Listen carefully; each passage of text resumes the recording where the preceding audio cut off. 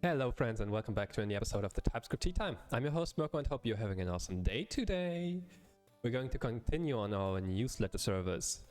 So remember, as a short summary, what we have is, we have a blog, and what we want is whenever we post a blog, we want to send email newsletter reminders to all of our, email subscribers. That's the basic idea. We already did pretty much everything, so we're we're in the phase where we can actually improve our product, which is nice. So we basically have three parts. One is the subscribe endpoint, one is the unsubscribe endpoint. Both are HTTP enabled, and the last one being a workflow where we check whether there is actually a new blog post within the last 24 hours, because we don't post that often, or the person who I'm building this for doesn't post that often. And when there is indeed a new blog post, then we get all the contacts and send an email to each and every one. That's the basic idea. We by now, since last episode, we have everything under control using AWS SAM, completely infrastructure as code, which is very, very nice. And that means we are now in a very, very comfortable position to change stuff. Very nice. And that's exactly what we're going to do. So what we want on the one hand is, as you might be able to see up at the very, very top, the first thing that we want to do is change our subscribe workflow so that we get a proper response. What we currently have, I forgot to log into AWS, I think. Yeah, I'll be logging in. Give me just a second here.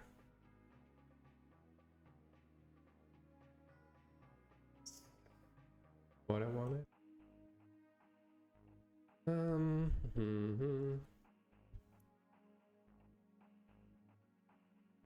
And also getting the multi-factor authentication running, of course, because we have to make our AWS account secure. You don't want the bill of your hacker. Where are we? Here we go. So, and we're logged in, indeed. So here we see the workflow from the most complicated workflow, that is actually the whether there is a new blog post and then sending all the emails. The one that we want to look at for now is this friend here, the subscribe endpoint. We already see we have like 3 succeeded executions. What we do is, when we call this is typically called from within the web page or the blog form. The user puts in their email, clicks on the send button or submit button or subscribe button or whatever we want to call it, and then this sends a post request to API Gateway, an AWS service that gives you HTTP endpoints, or also WebSockets is also possible, but we use it for HTTP. And this in turn triggers this step function right here. It passes in the HTTP body, and then what we get as input here is this HTTP body. In this case, it's an email, giddy something. This is a fake email, or one of those temporary emails. And in our case, we also add a privacy policy accepted at date to it, which I have just as a mock value at this point. Because I control it via HTTP. In the request, I just said something like 2022-01-00000. Let me just fix my setup here. And what it does is it goes ahead, it does a very, very simple validation. This I think we want to move out, so let me also do that. Newsletter, move out validation, request body validation. to API gateway. API gateway provides a special way to do just that. That's a typo. And then we go back. If this simple validation is indeed working, so that means we just check whether there is an email property and it is a string and there is a privacy policy accepted and it's also a string. If that is the case, we go ahead and save the contact. Hello, I am Shabili. Sorry. Good to see you. I am. We are actually working with a lot of I am. In terms of the AWS service, I am. Identity and access management. Hey, how are you doing today? Are you feeling good? Have you been working with AWS? Have I asked you before? Did I? Maybe. So it's all about permissions on the I am side in this case. For you, it's probably not. So if we have these two properties, then we save the contact using simple email service, which is another AWS service, which we can invoke. And we do invoke indeed. And what we do is we provide it with like a contact list, which is just an email list. You did work on EC2. Hey, very nice, very nice. So you probably know about I am in that case. Cool. Very nice, very nice. Good to see you. Welcome back. Welcome into the TypeScript team time. What we are building is a kind of email newsletter service, completely serverless for only one person, however. But it's gonna be fun, or it is fun indeed. So no EC2 in this case. We are mostly focusing on AWS Lambda. We're focusing on services like, well, services that application level services of AWS like SES, simple email servers and stuff. And that's a lot of fun.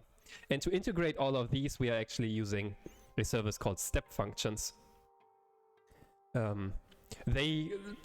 Which they introduce as an orchestration service. But that sounds super complicated. You build workflows with it.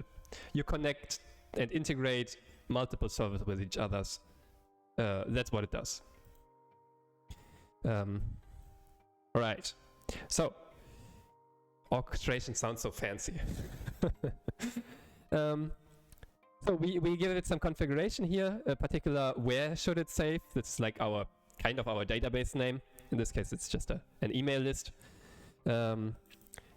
We give it the email address that is coming from the input. So it's the user's email. And we also give it some attribute data, which is just like JSON data that we can save inside of this contact. There's unfortunately no easy way to get that data, at least not for multiple people. Like one person at a time, that's still possible. But like bulk getting this data, if you send a lot of marketing emails, that is unfortunately not an option, as far as I know. So this one is, nah. But the email stuff is very, very good. And once we have this, have it saved, after that we do a little transformation, and then we send a little welcome email, which says like, hey, welcome, thank you for subscribing to our newsletter. Very good, very good. Thank you, person. So what we currently have is a so-called like a standard workflow. If we go back to the general state machines, so state machines is the basic object of step functions. It is not a step function, unfortunately. It is a state machine. But sometimes I say a step function, so consider those to be the same in my case. What we can do is we can create a new one. And what we can select here is a type. Either a standard one that can actually run up to 1 year, I think. if I'm not mistaken. And it can also wait for user input. Like if you have a workflow where, let's say you check whether user uploaded photos are actually like, if they contain sensitive data or whether they are safe for work. People uploaded it. People upload to S3. This triggers some other stuff, in particular our step function. And then we have maybe some automated stuff that automatically checks, is this some machine learning stuff that checks, oh, is this safe for work? And sometimes you have, when you're doing these machine learning workflows, sometimes you have a very, very low confidence score. So like the machine learning algorithm is not very sure of its decision, this is safe for work or this is not safe for work.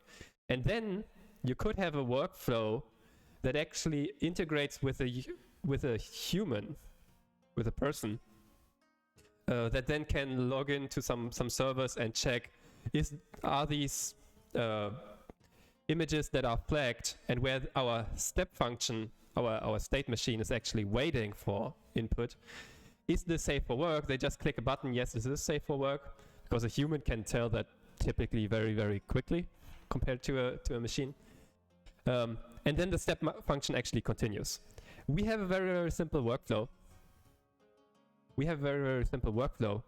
What we can do, that's one of the benefits of standard workflows. One of the disadvantages, however, of standard workflows is you cannot really integrate it with the help of HTTP APIs, because you can only say, or at least without any further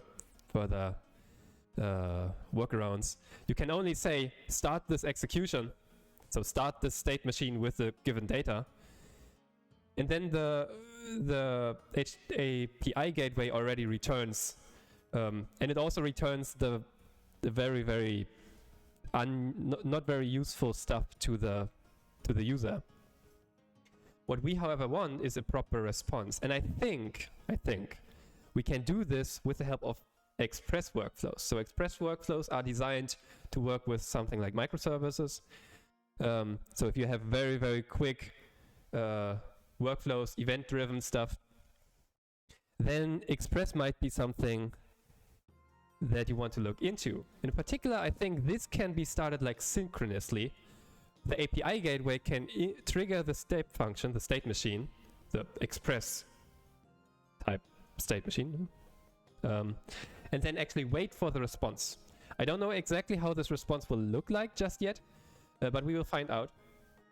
And then it can return a proper response, whether something worked, whether something didn't work, to the user, to the HTTP client.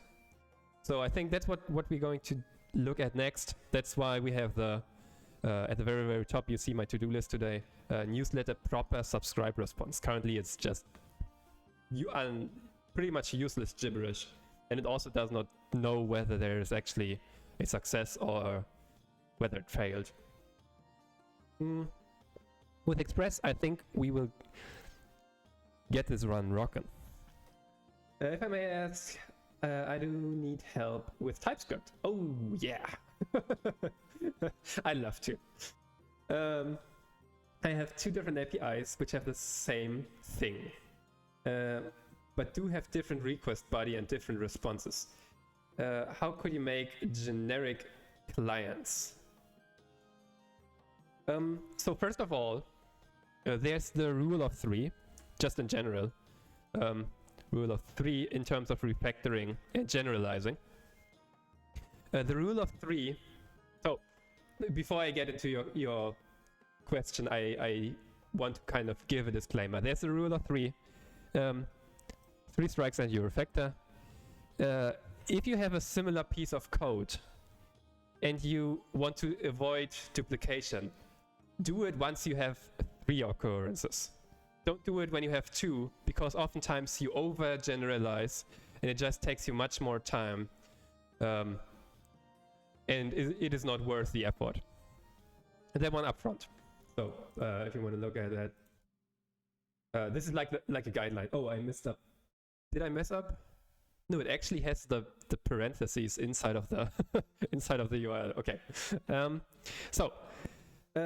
Aside from that, I suppose you have it in the same. They do have different request bodies and different responses. So it seems they pretty much have completely different requirements. Do you really need to unify them is then the question that I would ask. Yeah, do you really need to unify them? Otherwise, so if you're using something like Express.js, which you can run with the help of TypeScript as well, you can define the. Have you heard? What are you using as framework for handling the requests? If you're using something like Nest.js,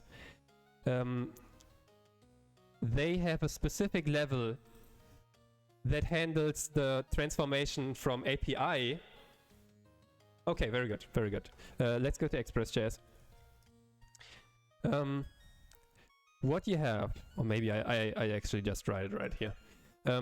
You typically have something like app.get, and then the route name, my route, then request response, right? And then it receives a function. What you currently have is how I understand this. Or maybe you have post or whatever. My other route. What you can always do, so you do stuff inside of here, and you do similar stuff inside of here. What you can always do is you can of course extract a function,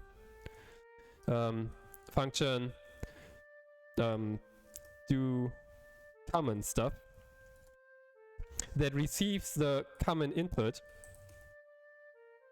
and then returns common output. Something. Do things. And the way you call it, you then just say do common stuff of to common input from request, and or you transform it inside of this route to the unified client, kind of. As far as I understand, or do you want to actually unify these two endpoints completely? Is that the question? Otherwise, this would be a very very common solution. You want to unify these two endpoints. Okay, then we're inside of API design. Doesn't have to do that much with TypeScript.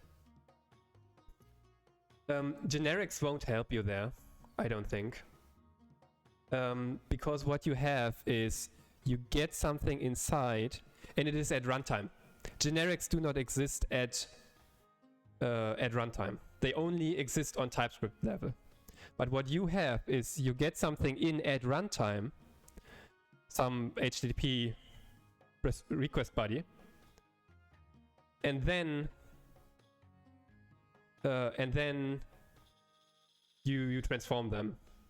So I don't think you have another choice but to do something at runtime, like request dot.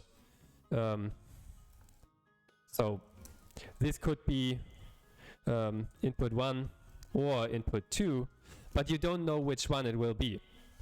And supposedly you also have some validation. Be aware of that.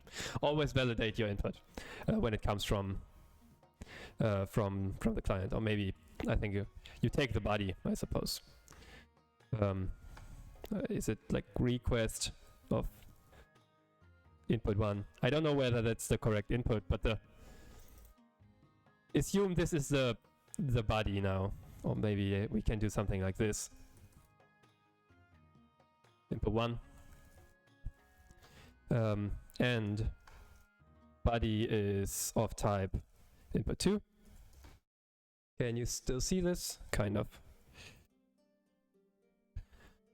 But at runtime, all of this goes away. Also, your generics just vanish.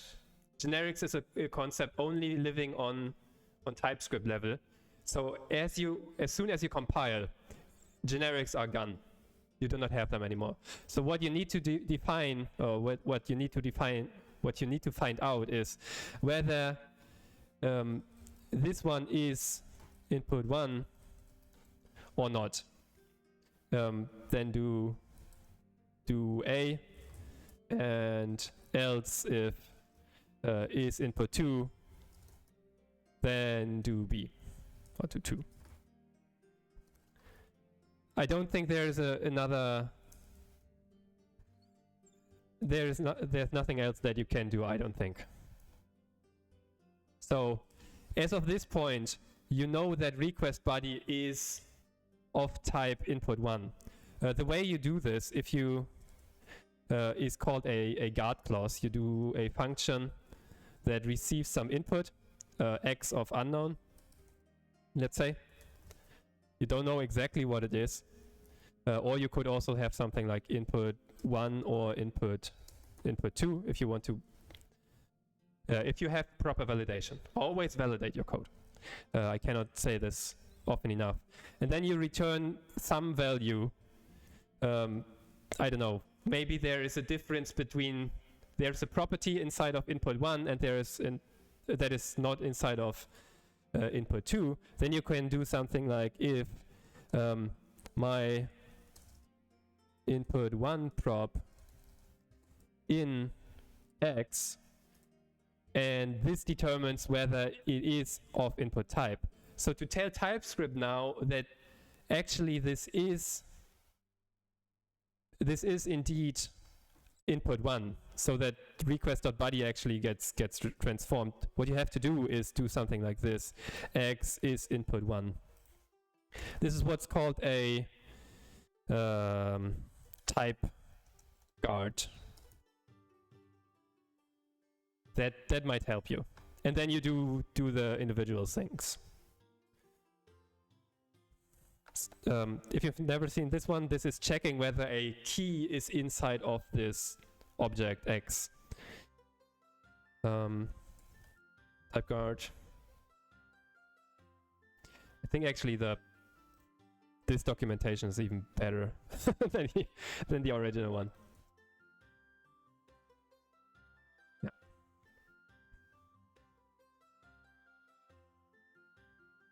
Yeah, those ones help you. But you have to do it at runtime. So you have to use something like if or anything that exists at runtime. I think I wanted to do some parentheses here, curlies. Yeah, that's very important. Generics do not exist at runtime. That's one of the hard parts of TypeScript, I think. That some things just disappear. The interfaces, they disappear. Generics disappear. Type definitions, like if you do something like type hello is equal to string hello, it disappears at runtime. It just gone as soon as you compile. It still helps you writing the code and writing it correctly. But you always have to be careful that at runtime you really have the stuff that you think you should be working with. And there are type guards. Type guards are one way to make sure that at runtime you have the correct thing and you also have the correct thing at compile time. You might need to, short disclaimer, you might need to do something like this. Otherwise, if you do something with request.body right here, I don't think it will have the correct type. Oh, it does. Oh, look at that. Apparently it does. So if we go over this one, it's still body is of type any, if I hover over this. But as I move inside of here, because it is using this type guard, we see TypeScript lowers the type or narrows down the type. That's the correct term. It narrows down the type thanks to this type guard up here into input 1. Short disclaimer: you cannot write this. This is not an option. Input 2. This does not work.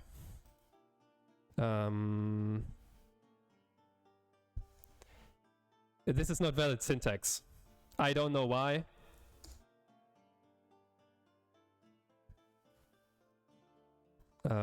Let's define these interfaces.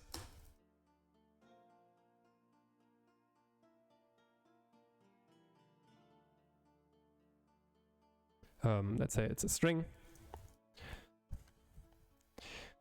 Or did they fix that? I don't know. Maybe it works by now. Some time ago this did not work. You were not allowed to do this. Or maybe it was an issue with Babel, I don't know. So if you want to be sure, take a function for a type guard and not an arrow function. If you really want to be sure. There was something back in the day. Maybe they fixed it.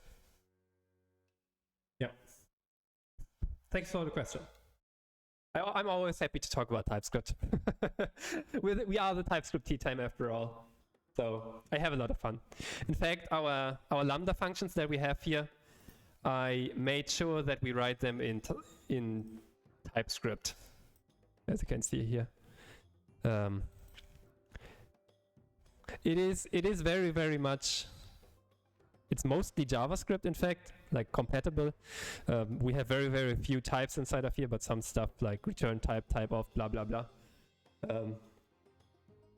Some TypeScript stuff is here. We also use another one here. This is an assert type guard. If you want to throw an exception instead. So if you want to, so in your case this won't be useful. So this is like an extra for the people who are watching. There's something called an assert type guard, and in that case you don't return a boolean like this one is. Instead you throw an exception if something is not of the type that you specify. And the way you do this, for example, we have it here. We assert something is an RSS feed. Maybe it was this one where you cannot write the arrow function. I don't know. And then you say asserts RSS feed is RSS feed. So this is the variable. We could also call it X. Asserts X is of type RSS feed. And there you have to throw. That's important. If you do not throw, everything will just pass. And then the way you do this, you can just say, well, up here we have any type, but as soon as we go across this assert is RSS feed, we see RSS feed is all of a sudden of type RSS feed. TypeScript narrows down the type again, thanks to our assert type guard. Assert type guard TypeScript. Oh, is it type assertion? No, that's not the right one. Assert like type guard. Assertion functions. Or is it called assertion guard? What's the correct term? They call it assertion function. TypeScript?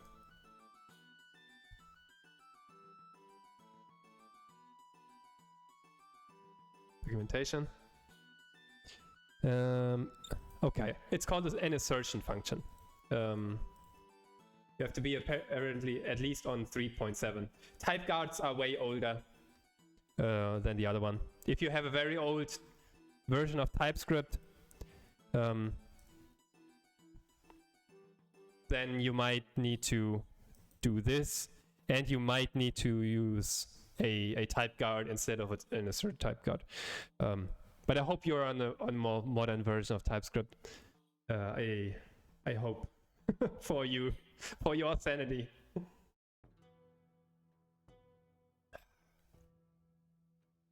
That's a different one.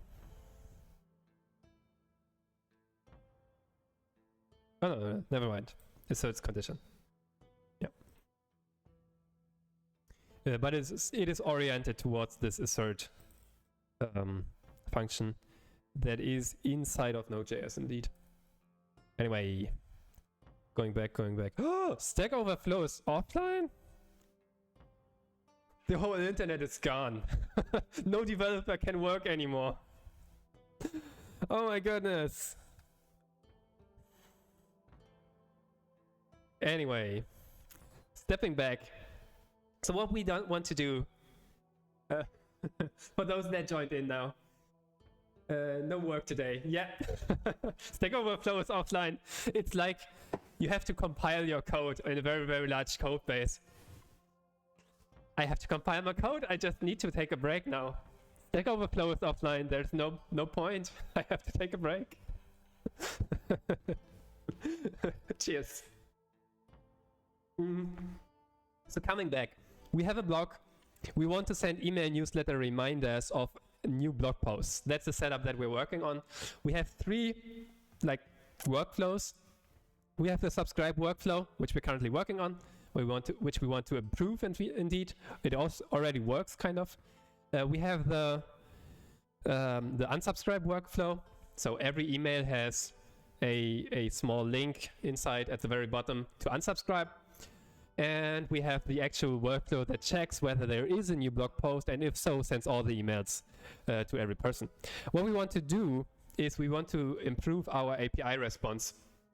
And that was the kind of the jumping point from which we jumped into TypeScript API design, or API design with the help of TypeScript in Express.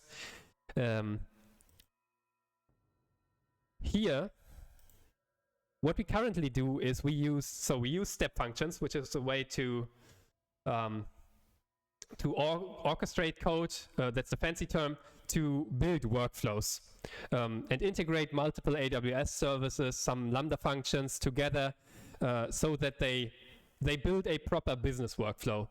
It is very, very not functional, but visual. If we actually go inside of here, we see in this case it's a very, very short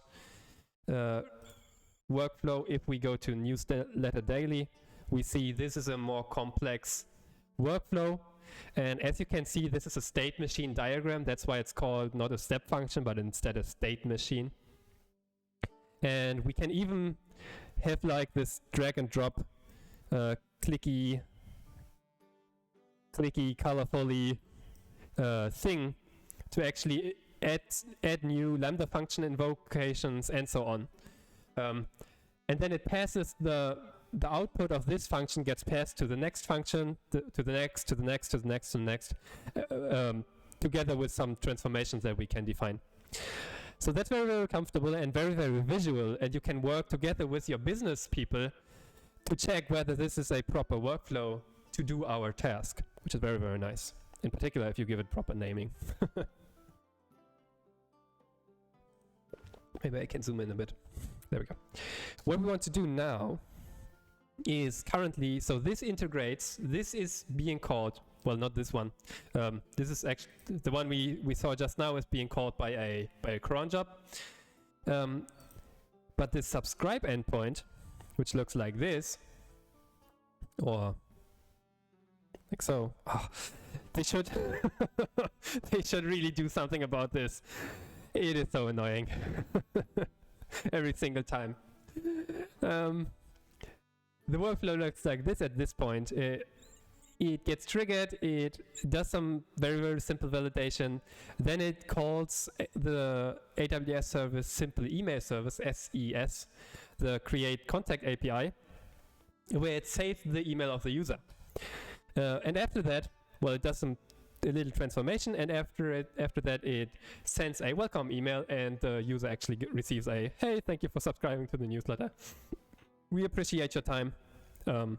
Look forward to very cool blog posts. Excuse me. How this gets triggered is by an API gateway.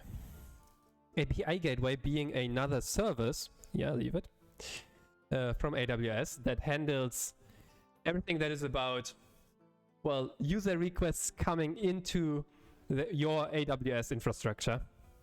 We have our newsletter API here, which has like, I think 2 routes, one subscribe post request. So you can call post URL/subscribe with some input.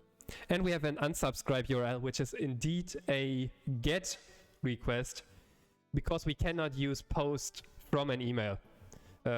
Normally, because this is changing stuff, we should not use GET in terms of expressiveness. But as far as I know, you cannot call...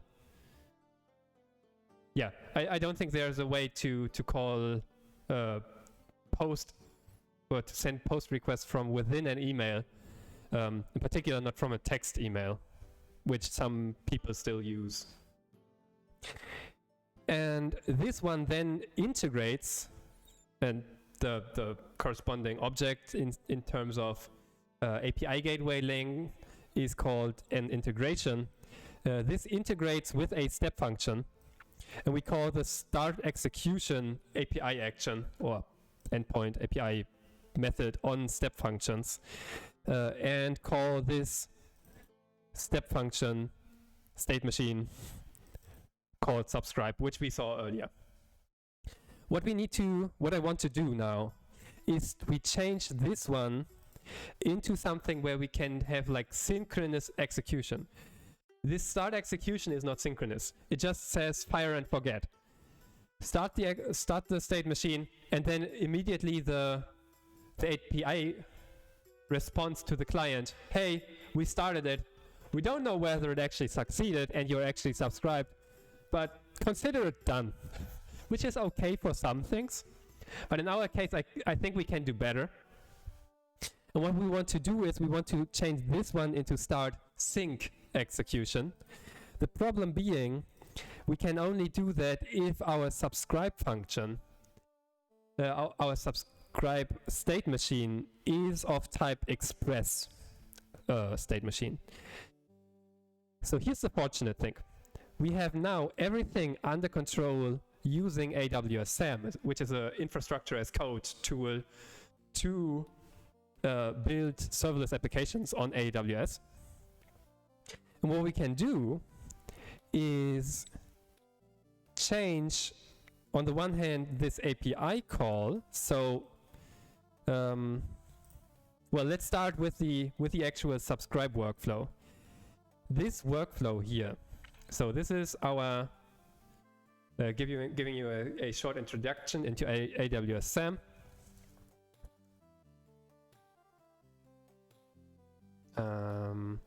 This here, wall of text.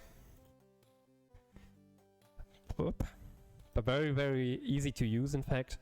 What we tell it that this object, so this is a all in part of the resources object. We define all our resources inside of here. We just give it a name. In our case, subscribe step function SFN.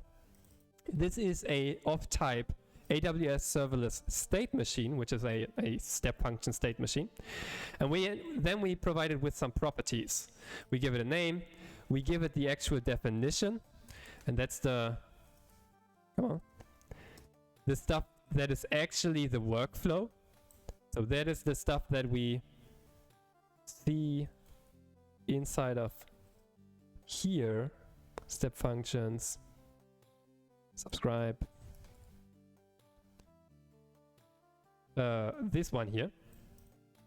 This I basically just copy and paste it over to here, adding a couple of like placeholders, like so.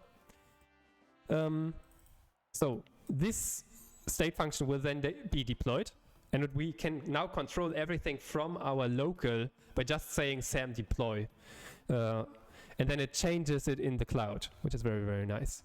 And we also, well, these are just these placeholders, how these placeholders will be changed, and we give it some permissions. In our case, we want, for example, we need to have permissions to send templated emails, and we have to, which is the welcome email, and we have to have the permission to create a new contact inside of simple email service. What we can do here is, I think we can say something like type express, if I remember correctly. So we can check this by going to the documentation, AWS : serverless state machine, and in here we see the properties, we see a definition. In fact, we can go up to this YAML. We see down here there's type, and it is either standard, which is a default that we haven't subscribed, we haven't provided anything, so it's using default, the standard workflows. But we want express, so we can await it essentially in terms of our API. So we take this as express, and I think this we could already deploy. So we can call first SAM build, and let's see whether this works first of all. We do not need to change anything else, I don't think. So let's try it. SAM deploy. So this uploads everything to the cloud, like the template, and it checks whether what kind of changes have been done, compares it with what we actually have defined already in the cloud. So we're currently waiting for the change set to be created, and then we see, well, in this case, we change the API gateway somewhat. Oh, HTTP API. Man, what's going on here? We also changed the temp. Did I have changes that I didn't deploy yesterday?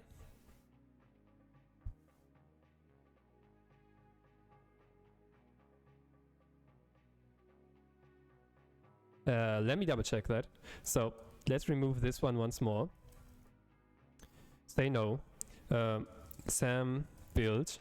I think we have outstanding changes, which I forgot to deploy apparently.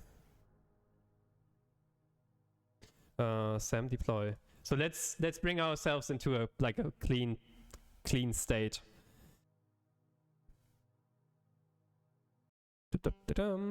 Should take only a couple of seconds. So the benefit now being we can change stuff very, very easily. We can change our resources by just doing this. This is, by the way, so changing, adding one line to change from a standard workflow to a non-standard workflow. And I think that there is no way to actually do this in the UI. Layout. No, I don't think there is any way to actually convert this into an execution that is now into a state machine that is of type express.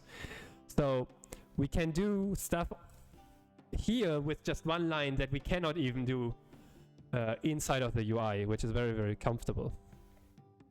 We would need to copy it, and I don't even know whether that would fix our problem. No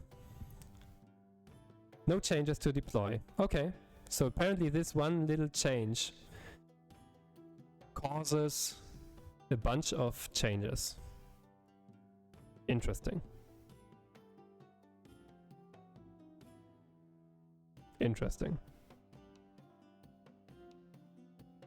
Not 100% sure why.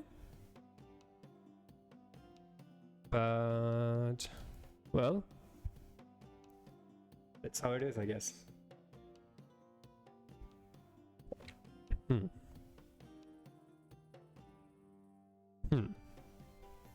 Yeah, that's a bit surprising, let's say. At least surprising.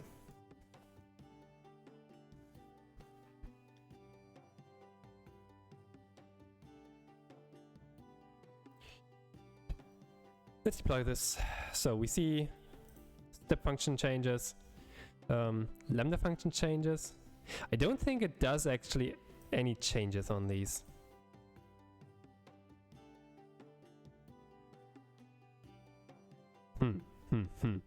That's confusing. No, it failed. Okay, that didn't work. The following failed to update. Why? error. State machine already exists. Okay, so we have to give it a new name, huh?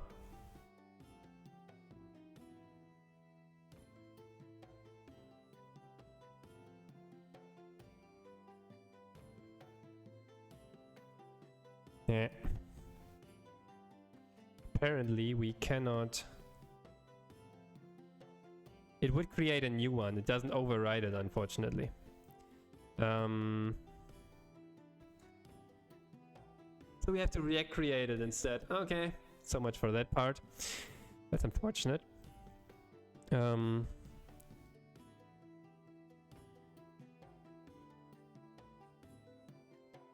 If we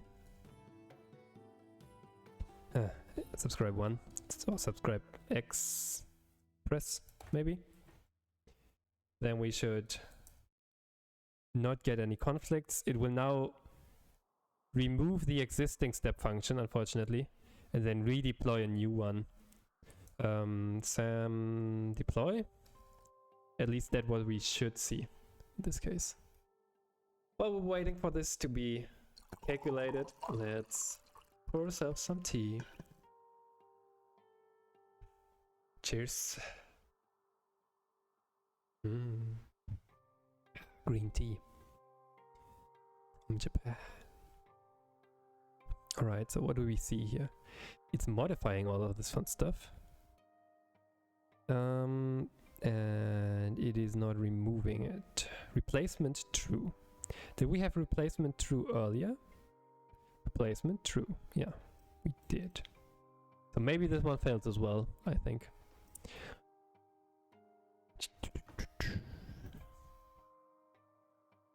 Probably have to give it a different name up here. And then. Well, that seems to have worked. Did it remove the other one? The previous one? Let's hope. State machines. Subscribe is still there. Oh, that's annoying. Well, that's annoying. Sam, we have a bug.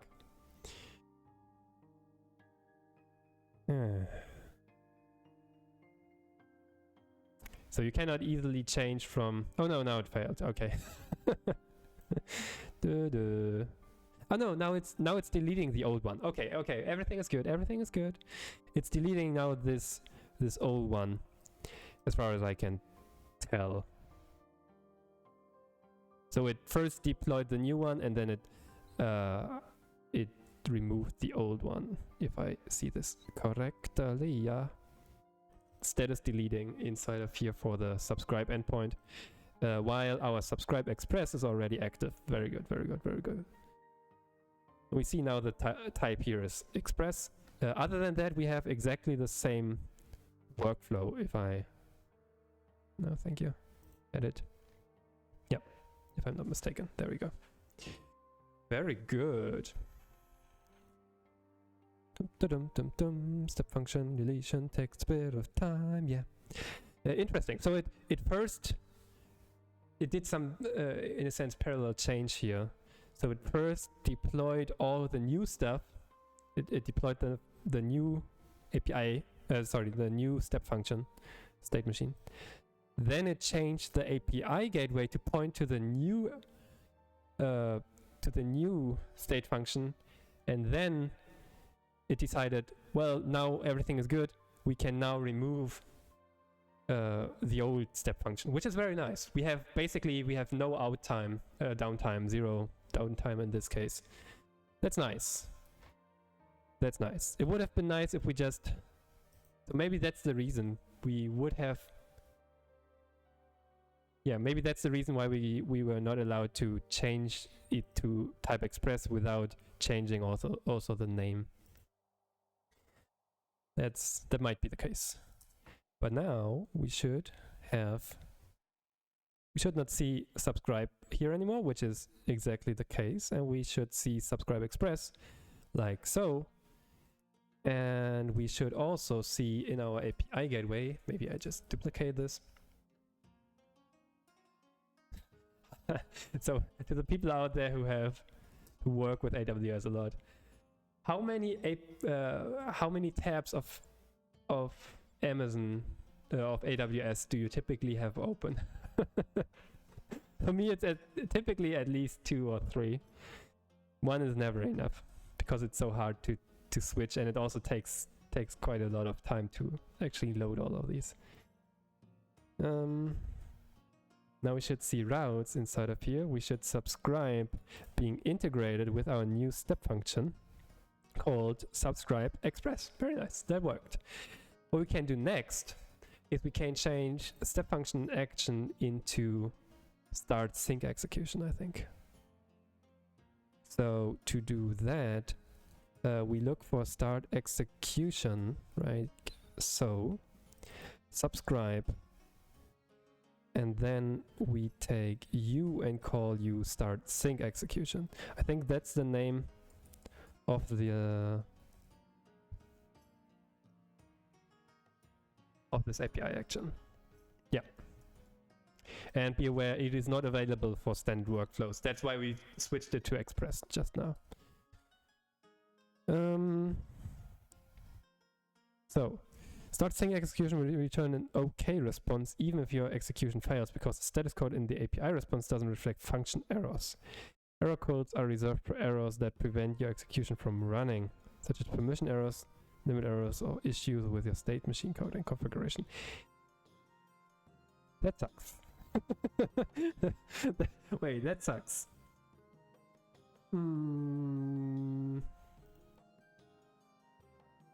That's not what we want. That's not what we want. Let's go to here quickly. A very, very useful way, a very, very useful place if you ever need to work with some of this stuff inside of AWS. We look for SAM, we look for step functions like there, and we look for API gateway. So step functions to API gateway, that's the wrong way. Step functions WebSocket, step function like so. Create an API gateway endpoint that starts a function synchronous express workflow. To run an express workflow and return the result. How does the result actually look like?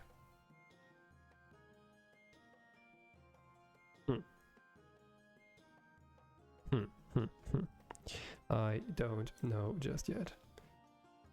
We will find out, I guess. Let me go inside of here.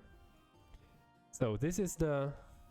So on the one hand, we set the permissions here for this HTTP API role that is able to call our subscribe function. But we also have to change the integration from API gateway to that is actually calling and configuring the way how we call our state machine. The role just gives the permission, but it has to match the actual way of how we call this. What we do is we have this file api.yaml like here that is defining the definition using the OpenAPI specification together with the some extensions from AWS. And what we have here, we somewhere say integration subtype. So what we see here is path is unsubscribe. We do not want to change unsubscribe. We want to say change subscribe.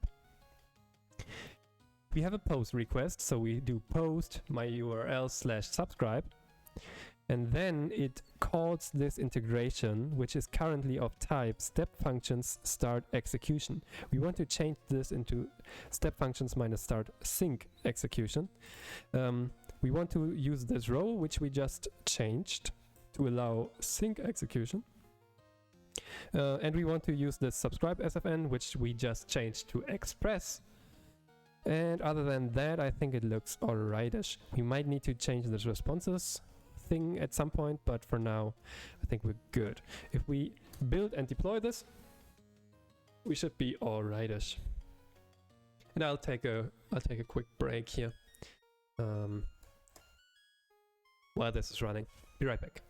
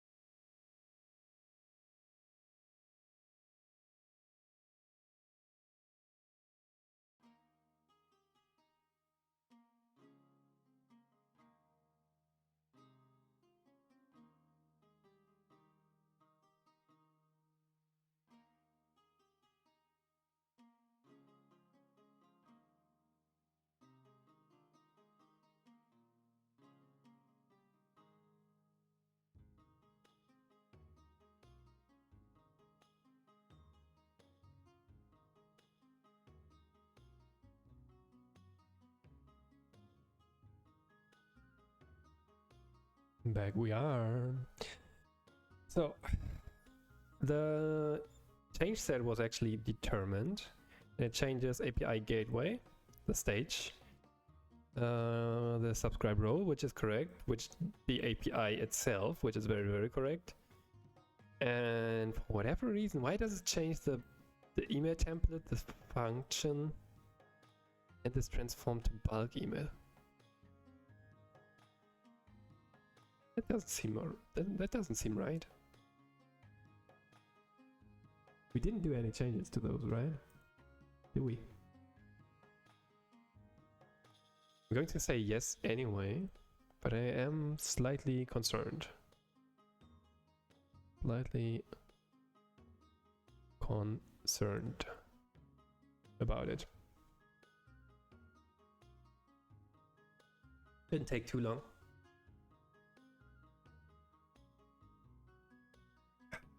Because it's the only configuration that's being changed, as far as I can tell.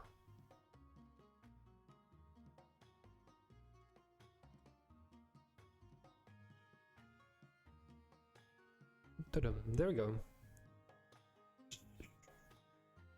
It didn't change the transform to send bulk email function at all. Why does it report it as changed? Weird. But that's about it, I guess. We have now, we reload this here, we see start sync execution. Subscribe express. Very nice. Now we need to double check that we actually have the right permissions. I do think we do. I do think we do. But don't worry. Going back here to my kind of test file. These are just HTTP requests that we can do. One thing that I do want to do beforehand is list me all the contacts. Apparently one of them is not subscribed, which is Giddy and above. And let's see whether I still have access to this temporary email. I do. Very nice. Let's subscribe this person. Then we see whether it works and what kind of response we are actually getting. So in the above, calls /subscribe. Send the request. Ba-bam. Then we get a response. We get billing details. Oh no, that's not good.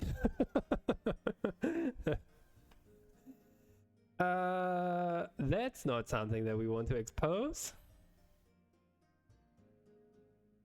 Not at all. That's not something that we want to expose. So in total, it took us 400 milliseconds apparently. See the input, we see the input details. So how do we change this output? Now that's the important question now. What I want to do, I think, to find out about it is take this pattern that we have somewhere defined and look at it. Maybe it helps us find out how to transform the response into something that is more reasonable. So we have our API definition. It does nothing pretty much. Okay. And then we have our step function, which,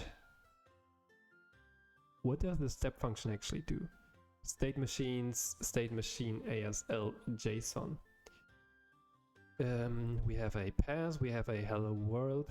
Maybe we can just visualize it by going to our step functions. We go to state machines, we create a new one, we say whatever, and then we can just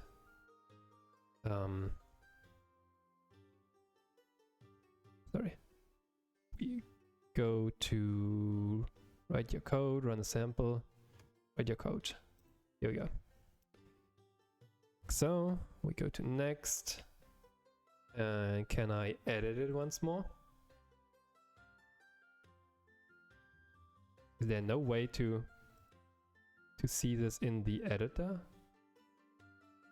Oh, that sucks. Feature request. Help me decide.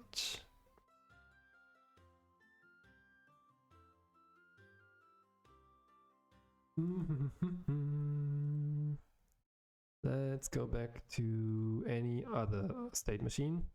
And here I can just go to edit, then I can paste this here, and then we can actually look at it in the workflow studio. So what does it do? What do you do? It starts, it passes stuff. Pretty much doesn't. Oh no, what have I done? Control Z. And then it says hello world. And that's it, huh? Go to end.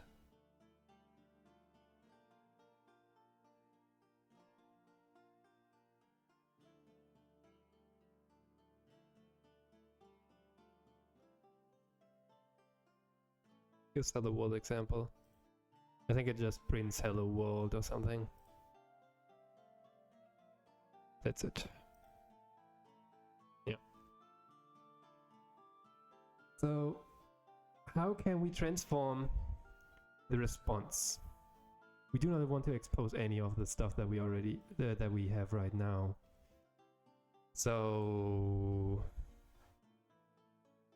I mean, it wasn't a bad change in terms of using Express instead.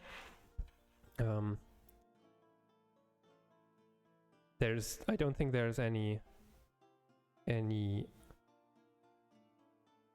disadvantage to using Express. Priced by number of executions you run.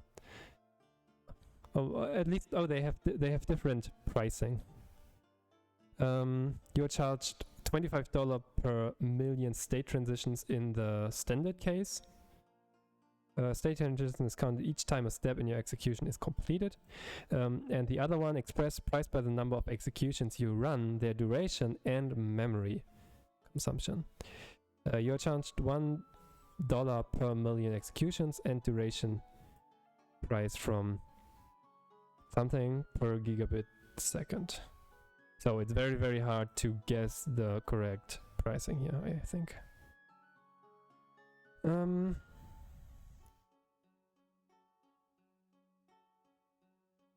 Oh, can we not visually debug? Oh, that would be annoying. Let's double check. Oh, seriously? Oh, that sucks. Express does not allow us to use visual stuff. So in the other cases, for example, this newsletter daily, we have this execution list, and then we can just go through it very, very nicely and click on it and see what happened. Very, very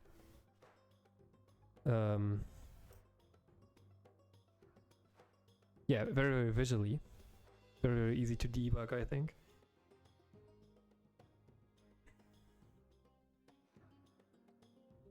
I think I want to go back.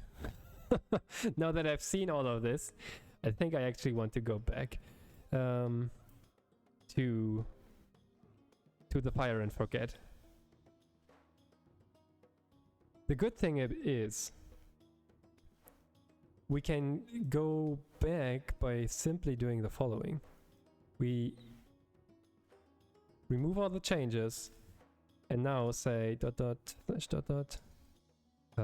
well, just let me remove the repository here. And now we just say sam build once more and sam deploy again. Thanks to infrastructure as code, that it's as easy as that. And then we are back to the state where we were actually pretty happy with. I have to say. We just have to find a way to change the API response.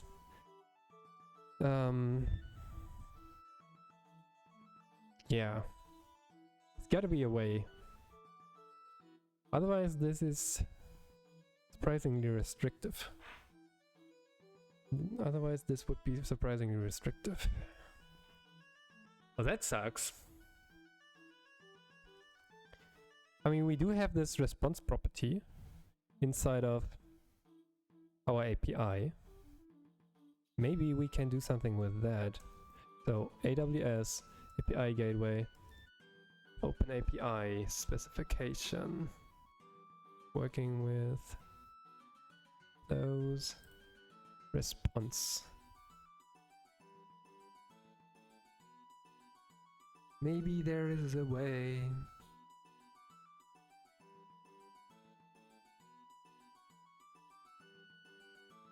You and you.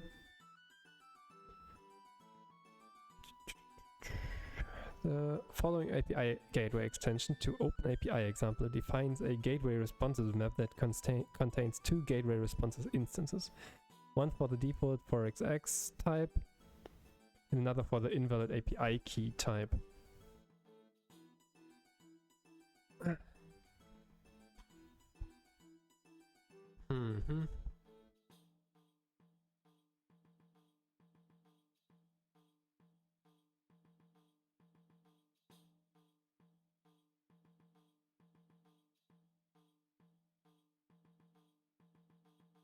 This is not a JSON.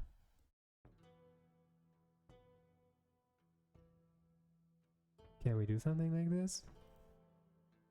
So a gateway response is identified by a response type that is defined by API gateway. The response consists of an HTTP status code, a set of additional headers that are specified by parameter mappings, and a payload that is generated by a non-VTL mapping template. VTL is like a... I only learned this recently due to work with this. Is like a velocity template language or something. A specific template language that we can, I think, even see here. Maybe. I'm not 100% sure.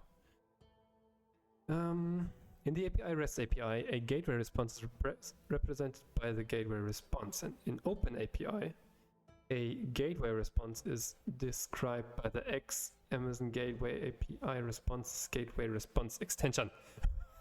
Oh, that's a mouthful. To enable a gateway response, you set up a gateway response for a supported response type at the API level. Whenever API gateway returns a response of this type, the header mappings and payload mapping templates defined in the gateway response are applied to return the mapped results to the API caller. This might actually... Now that I read it like this, it might actually be useful. Customizing error responses. Not what we need.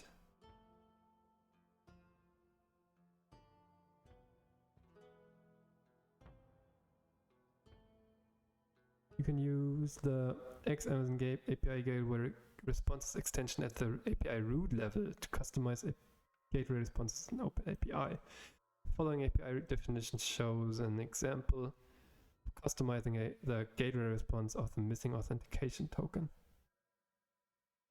type. In this example, what just happened? What was the... Wow, it took 241 seconds to actually deploy all of this. But it did work, so the deletion apparently took quite long. If we go back to our state machines, should see subscribe back, and it is now of type standard again. Very good, very good.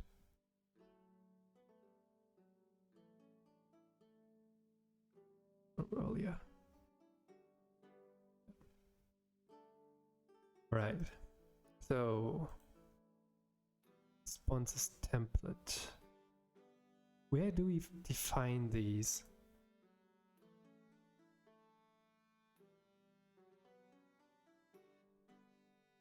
Get default Amazon API integration.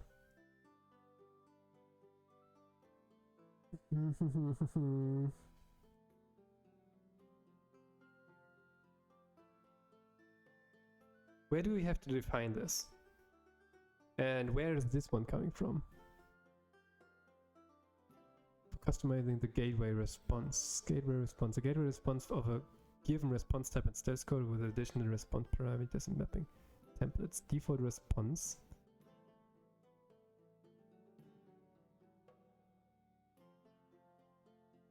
Boolean flag to indicate whether this gateway response is the default gateway response, true or not. False.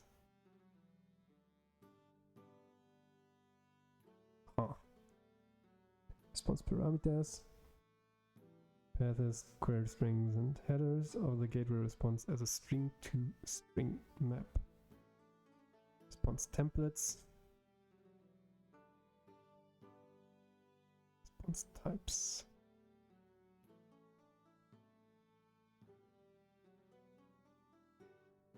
Is it 4xx? 4xx are... all of these are errors, right? Default 5xx, resource not found, unauthorized, invalid, access denied, authorizer failure, authorizer configuration error, invalid, expired, missing, failure, timeout, error, unsupported, bad request, bad, request too large, throttled, quota exceeded. Ah, we can take a status code, huh?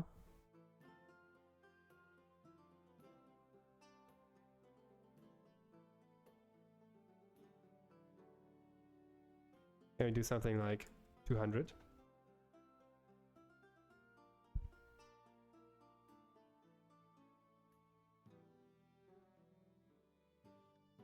GitHub Copilot, if this works, I love you more than before. Even more than before. If this works, that would be amazing.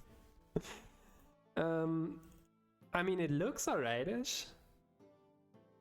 When we get a 200 response, you want to have... Oh, this is unsubscribe. I'm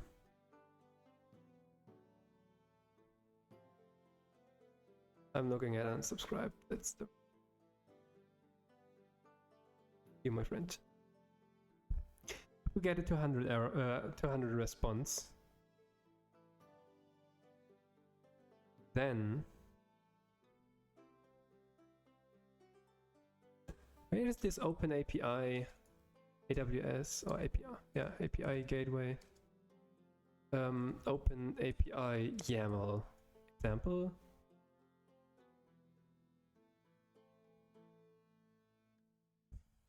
Importing, validating. Request body, content, schema, $ref.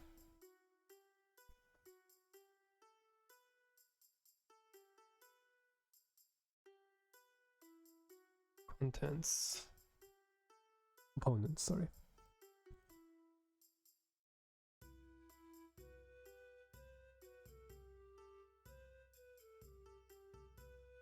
Open API. Override response. Body.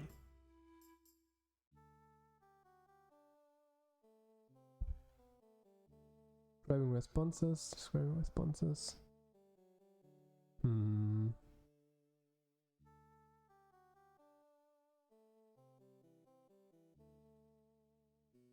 No. Man. Paths, pets, get, operation ID, parameters.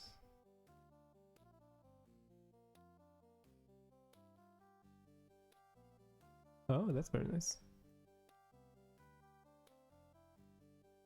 Gotta remember that one. Responses, 200, description response. Headers. Access control, allow origin. Content. We have responses, 200, content, application/JSON. In that case, we want a schema.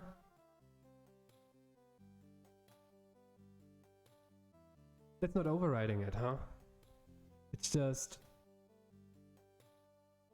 specifying it, I think.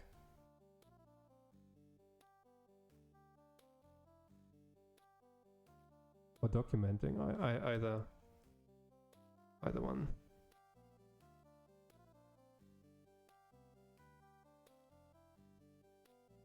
Not quite what we want. I want to override it completely. Is there no way to just override the content?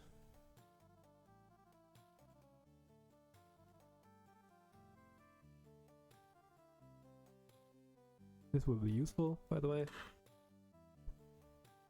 Let me put you up here. Maybe?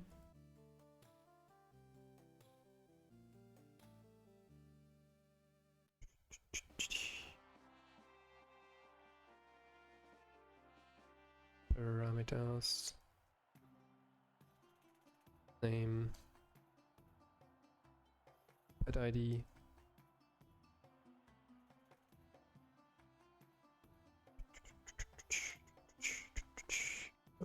Found. There are quotes, dude. In wired schema type.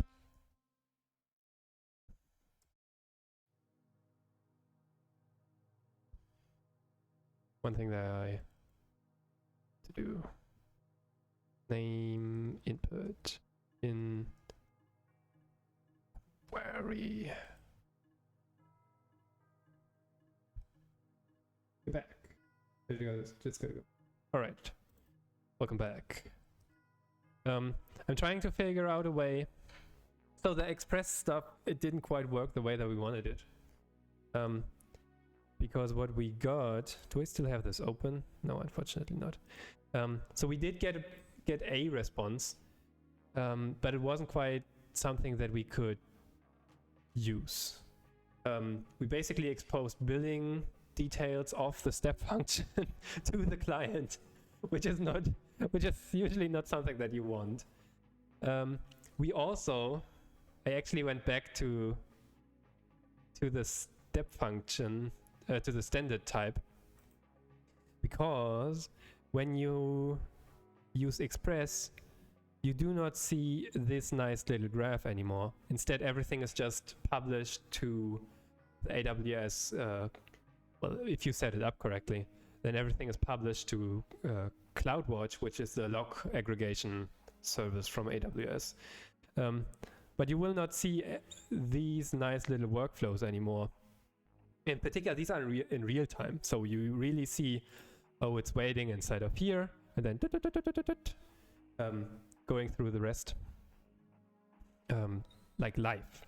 So I can just execute it once here. So we see it's now waiting in has new, well, it's not waiting, but it's executing the has new blog article within the last 24 hours. And as soon as this one finished, the others are just super quick and bams.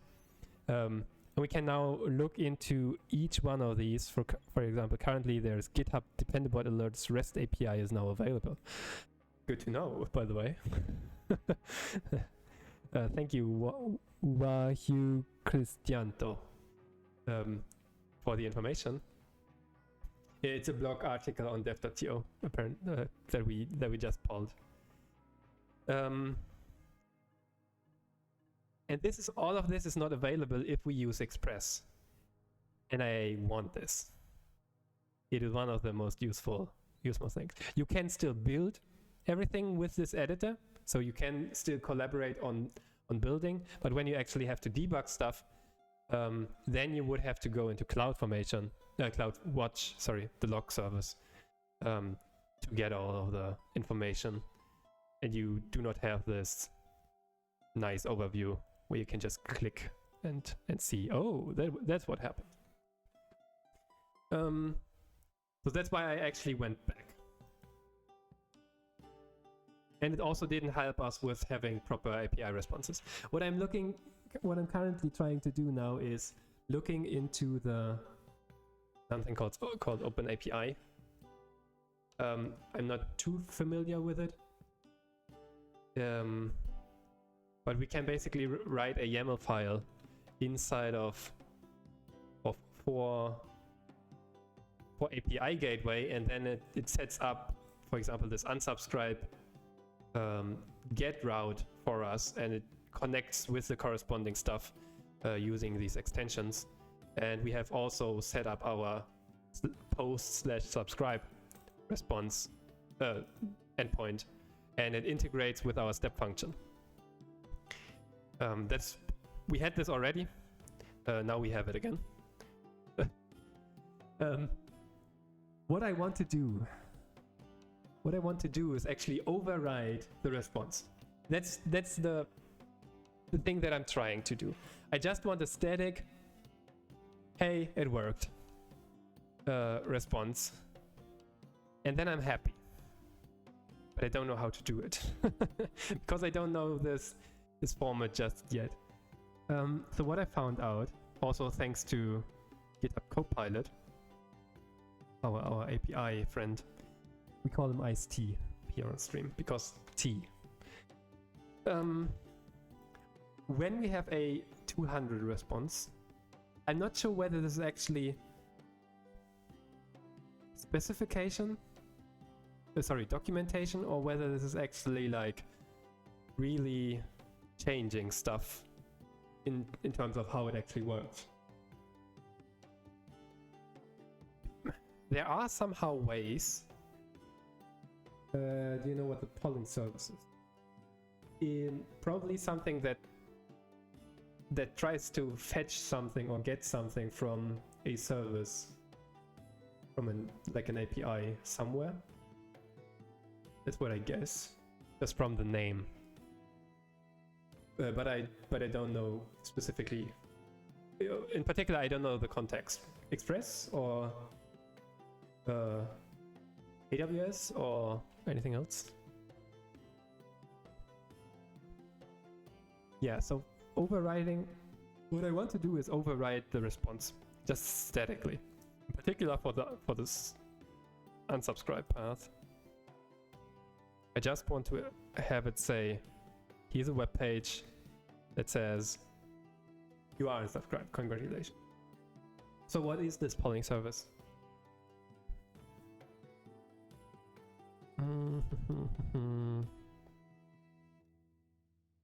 Base updating an existing API definition, import a regional API.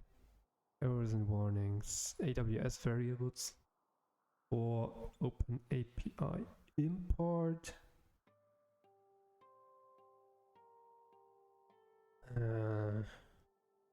Useful, but not in our case.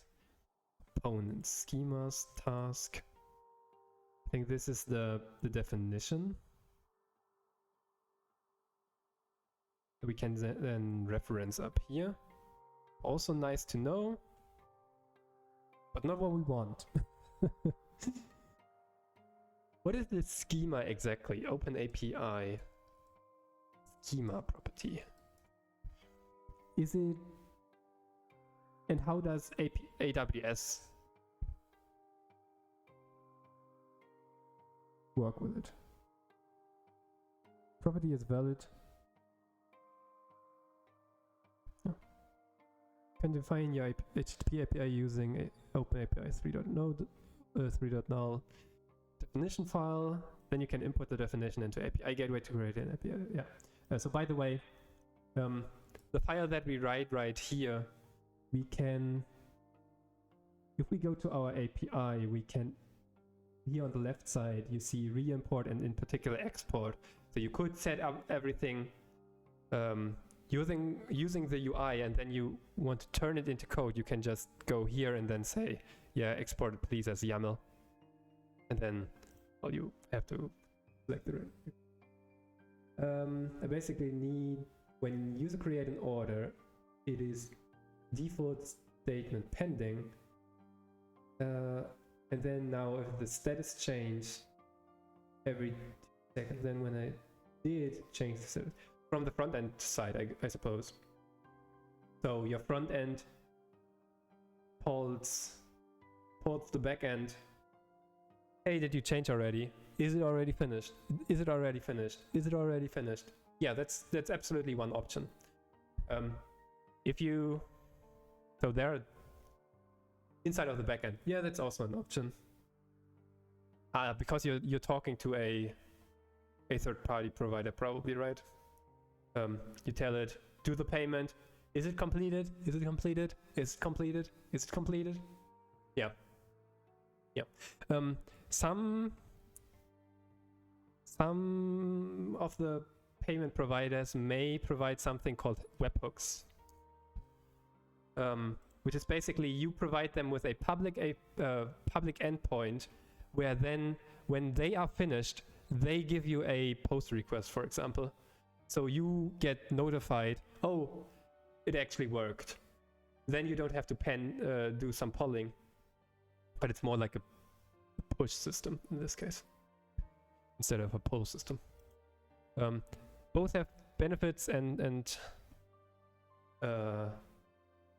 disadvantages. If you have a webhook and the webhook goes down and they send you a message during that time, it might be that you never notice, oh, it actually finished.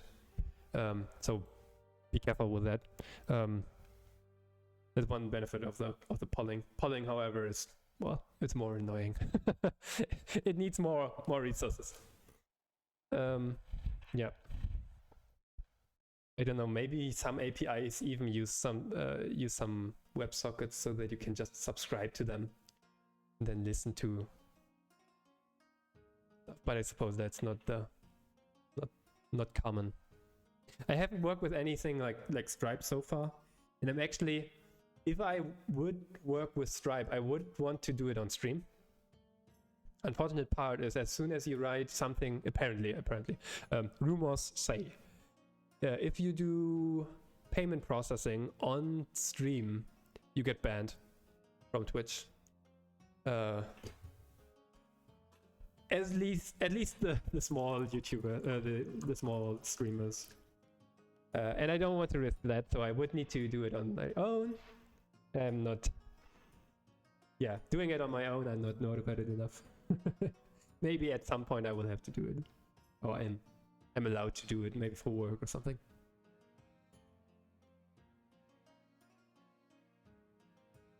In this case, you have to check through check payment. Yeah, okay. Yeah. If you write JavaScript, I mean, then you have set interval, right? And In Node.js, it might be globals or node dot state interval. I don't know. Like inbuilt that does something regularly. Asynchronously.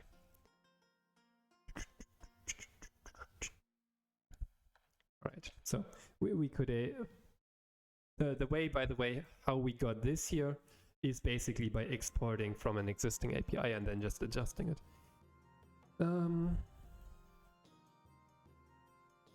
Here we actually want to import.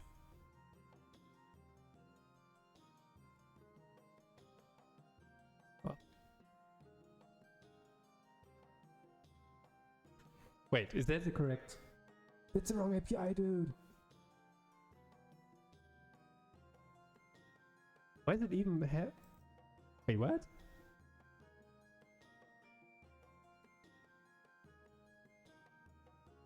That's the wrong API.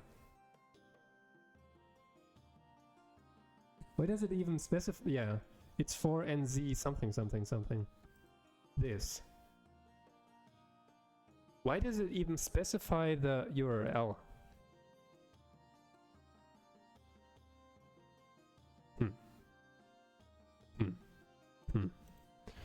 Maybe we can do something like, how do we do this again? Function sub HTTP API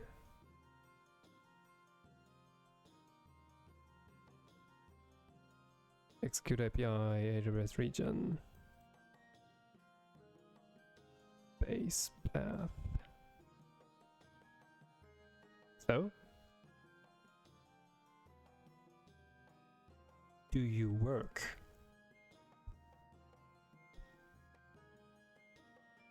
So other than that, so we have now this here, which gives us some parameter validations. We also need, can also do some validation on here. I still don't know how to actually override. Let's just deploy it. And, and then we'll see. Then build. Then deploy.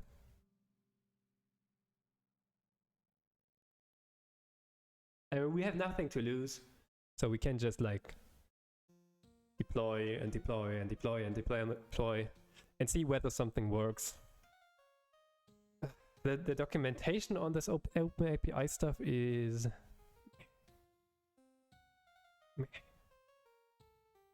meh.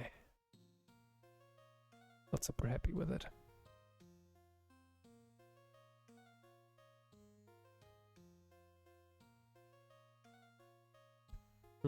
Failed. Circular dependency between resources. That actually makes sense.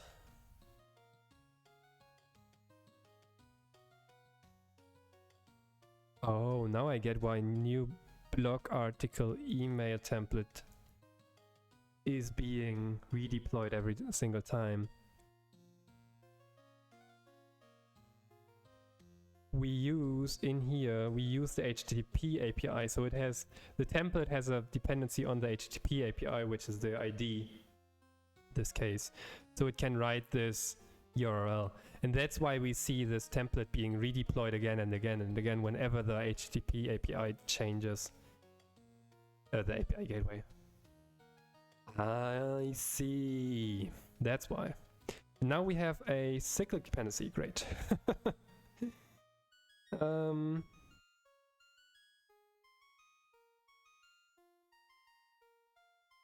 This one depends on newsletters SFN, newsletter. Wait, what? Where did we get that one from? Because we use... we cannot deploy the HTTP API without the API YAML, but we cannot inject... So we have no information about this HTTP API being deployed. Alright, so... in that case, we just hard-coded it, I guess. And this is the is our API ID. US East 1 is the region. There might be a way actually to like change the variables for at least US East 1, but I suppose it's not worth it. And build. Come on, API gateway. I just want to statically override something. How do I do this? I don't care for the response from the backend. I just want to send, yes, it worked, to the front end. That's all I need. Come on.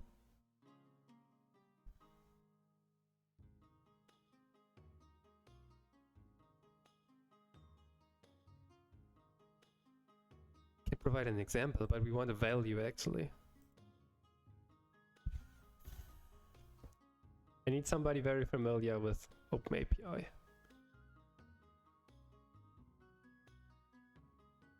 Responses. We have another responses object on pass-through content handling convert to text. Oh, would you look at that? We can try that, something like this. So on our API integration, we say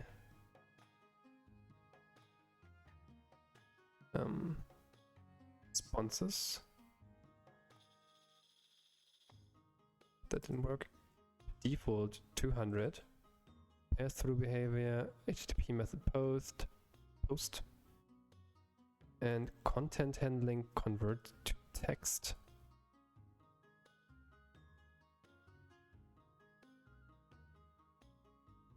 What does this do? Yeah, deploy the existing stuff.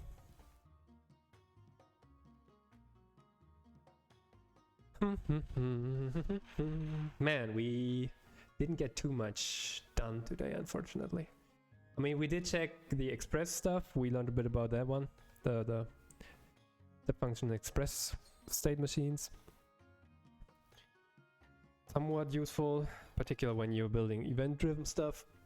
And when you probably also when you want to reduce costs. Not so useful when you want to actually respond to on the API, because you get like details.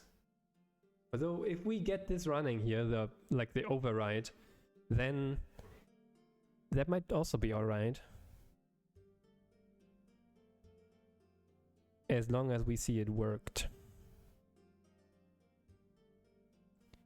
So trying to generate ARN. Oh, that's is that still? I think we don't need you anymore. That's a leftover. Yep. That's a leftover.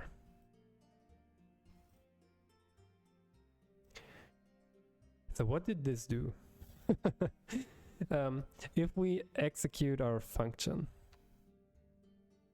what do we get? And I will actually just execute this one again. We still get execution ARN. That didn't do anything. It didn't do...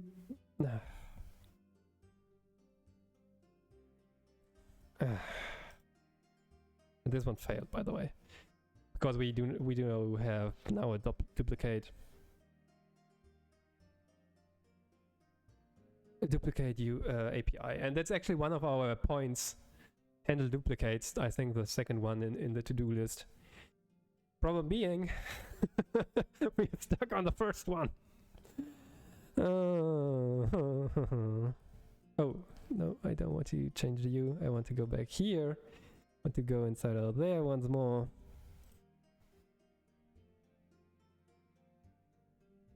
What is this content handling API gateway? Content type conversion in API gateway. The combination of your API's binary media types, the headers in client request, and the integration content handling property Determine how API gateway encodes payloads. The following table shows how API gateway converts the request payload for specific configurations of a request content type header, the binary media types list of a REST API resource,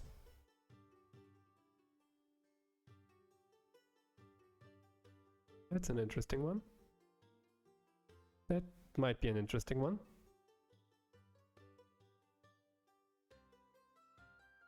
An API gateway, the REST API requests and response have a text or binary payload. A text payload is UTF encoded JSON string.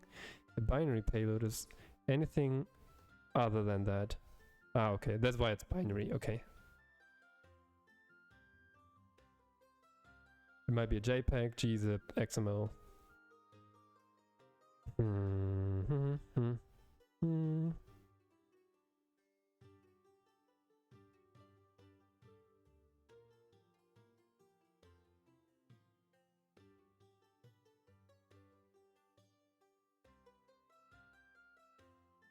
To have the request payload converted from a binary blob to a base64 encoded string, set the property to converted text.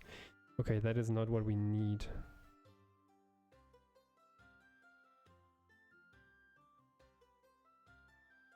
Man, I want to just overwrite stuff. It's such a simple use case. It's such a simple use case.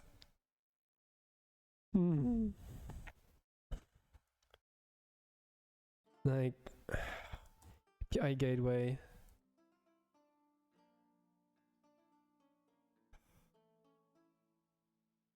Fixed response.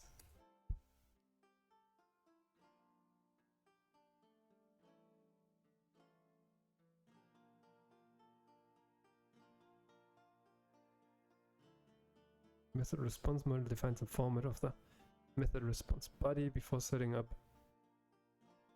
Can I send static response via API gateway? My hero. I'm creating an API gateway and invoking a Lambda function asynchronously. Once API gateway sends the message Lambda, it'll send a 200 response with empty response. I need to send some static information with the response message, like code success, description successful. You try to set up a model, but there I'm unable to set static values. Please help me. You need to configure API gateway integration response data mapping. That's another mouthful. Return the response message from your Lambda function. If you use Lambda proxy, you can directly send the entire response.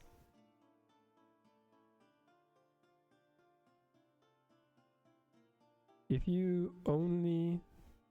it's only a static response, you don't need Lambda. You can use a mock endpoint with static message response.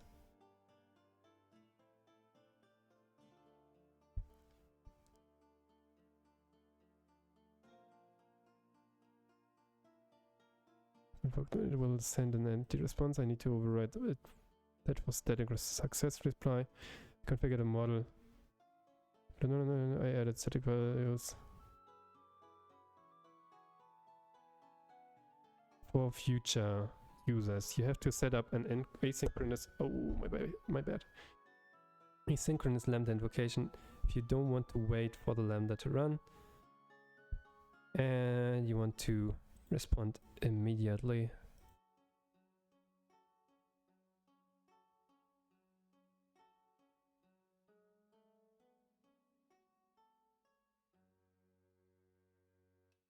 Come on.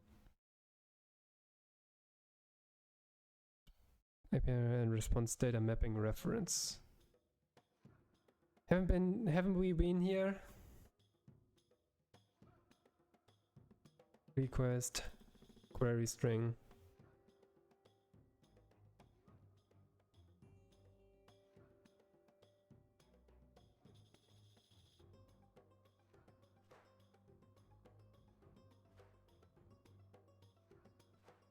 Para multi-valued.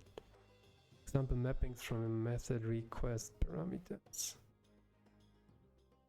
Map integration response data to method response headers.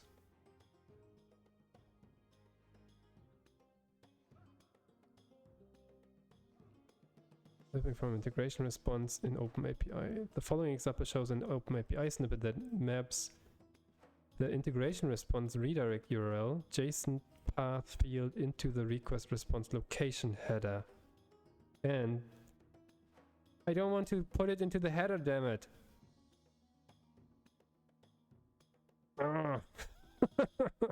Getting frustrated. Map request and response payloads between mapping and integration. That might be something.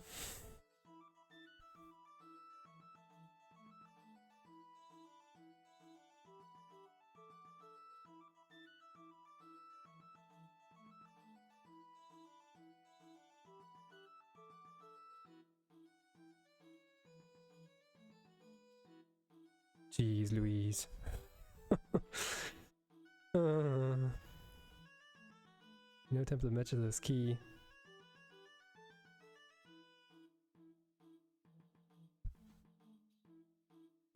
VTL. Now I have to learn VTL. Oh boy.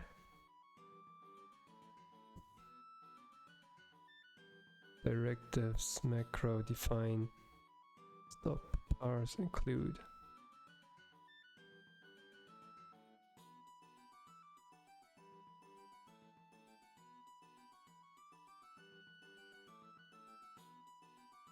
Uh-oh.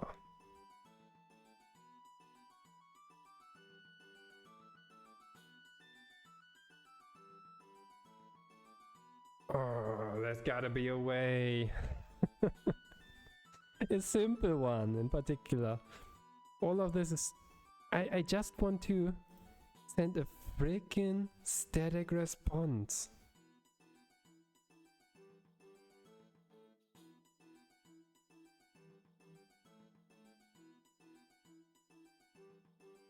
Static response.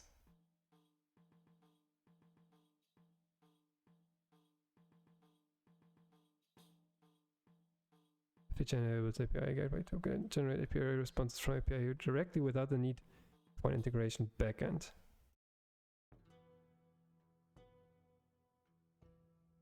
How?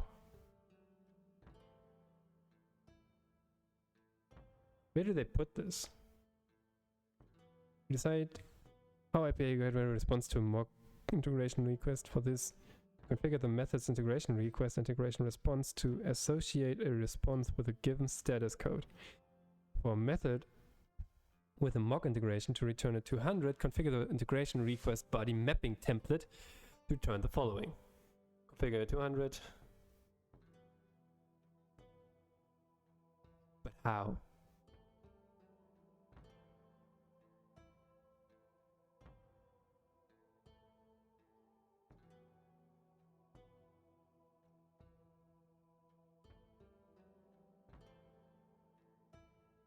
We must have the on proxy. No, we have a proxy. API gateway. Set mapping. Is it response mapping template? How does they call it?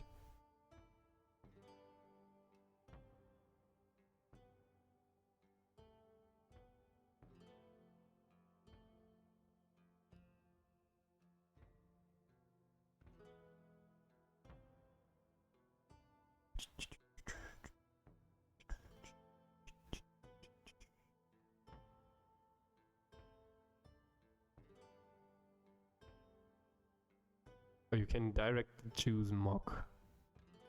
Meh.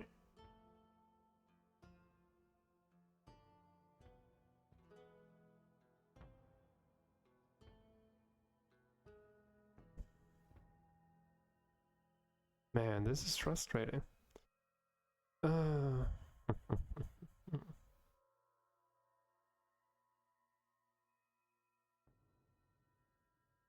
So, again, one of the workarounds that we already found would be to just have a So between our API gateway, which then invokes the step function normally, we instead integrate a Lambda.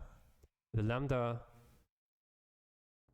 Lambda gets called by API gateway. It also responds with something proper, and it invokes our step function so that the step function can do its stuff. And we have a proper response on the API level. So that would be possible.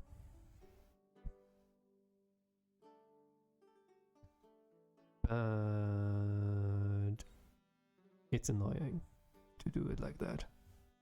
It feels like an unnecessary workaround.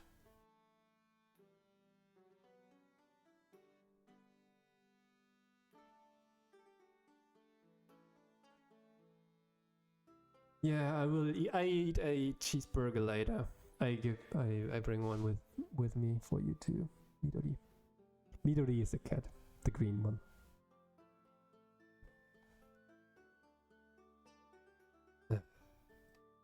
Shall we do something different for a moment? Something that is actually fun, like handling duplicates.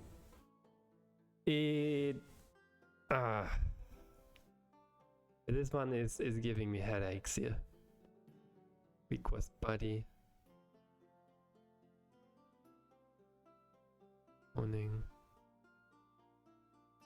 Description, import an API using the CLI. Responses. I think this is all just documentation and it's not changing anything in actuality. Except for maybe the schema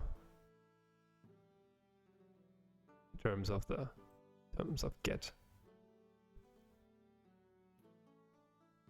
because there might be some validation attached to it.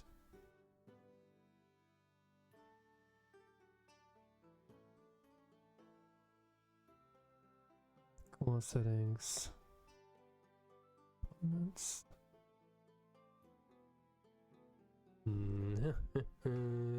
Nothing. All right, let's do something fun. I have enough of this one for now, at least. I don't know. Let's revert everything. I do want to commit this one, so Sam build and deploy it. We just clean up vector, remove debug output, and then we say Sam deploy, and then we do something fun, and fun means we handle duplicates.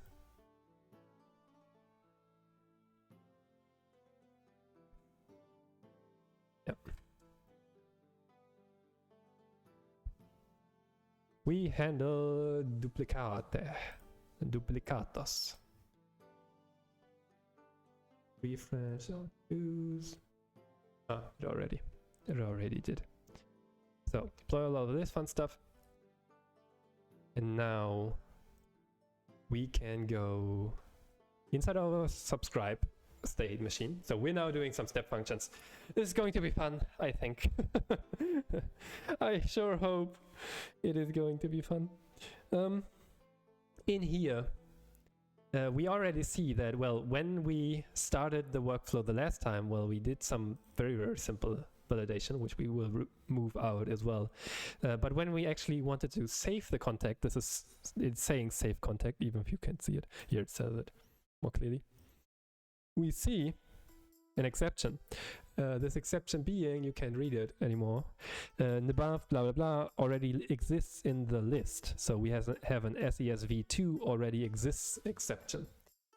And so we have to somehow check. So let's see what we need to do. We need to check SES contact list whether email already exists, and if not, add email, else do nothing. Plus send welcome email. And otherwise, don't do anything. That should be simple and very relaxing compared to what we tried to do the other 1.5 hours.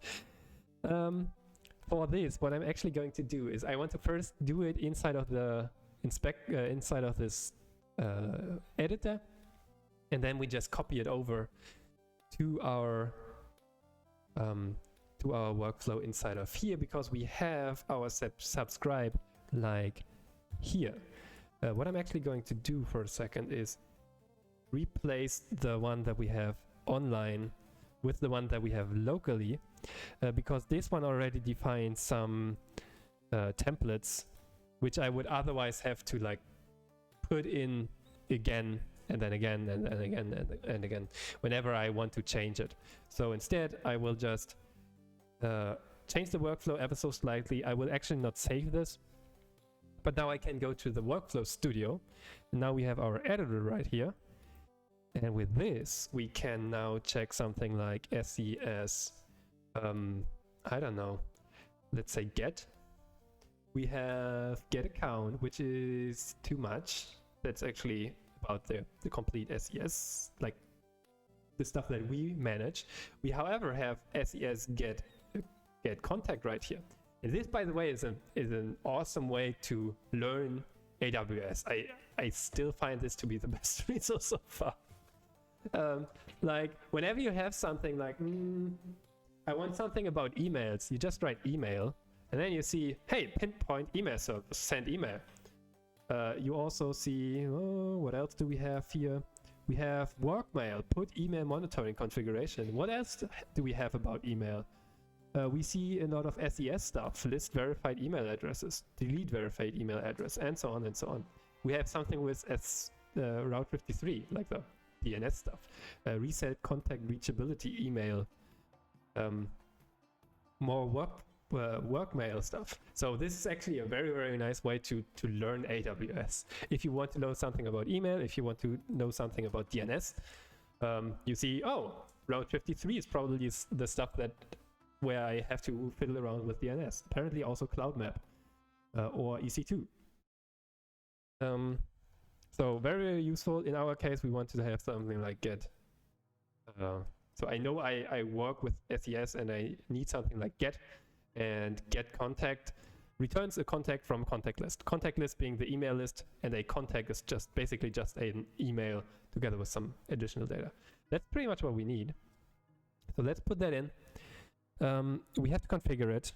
We have to set the contact list name, and I can already assure you it's going to be whatever comes in right there. And then we have the email address, and this is actually coming from, so remember this is the subscribe workflow. The user sends us a post request with his email in the JSON body. Something like $.email. Hey homeless, good to see you. Do people in Germany lie a lot? I don't know, because did I lie to you? No, it is just as bad as in other countries, I would assume. Lying, because you do not build trust, right, if you lie. Of course, they are like white lies. Your hair looks good today, and then you see, oh, he has this. That kind of lies we sometimes have. Those kind of white lies. But other than that, normally, if you have trustworthy people, of course, it's always a people question, right? Everything is a people problem. Rule number 2 of sequence of consulting. Rule 2, it's always a people problem. That's the wrong number 2. It's always a people problem.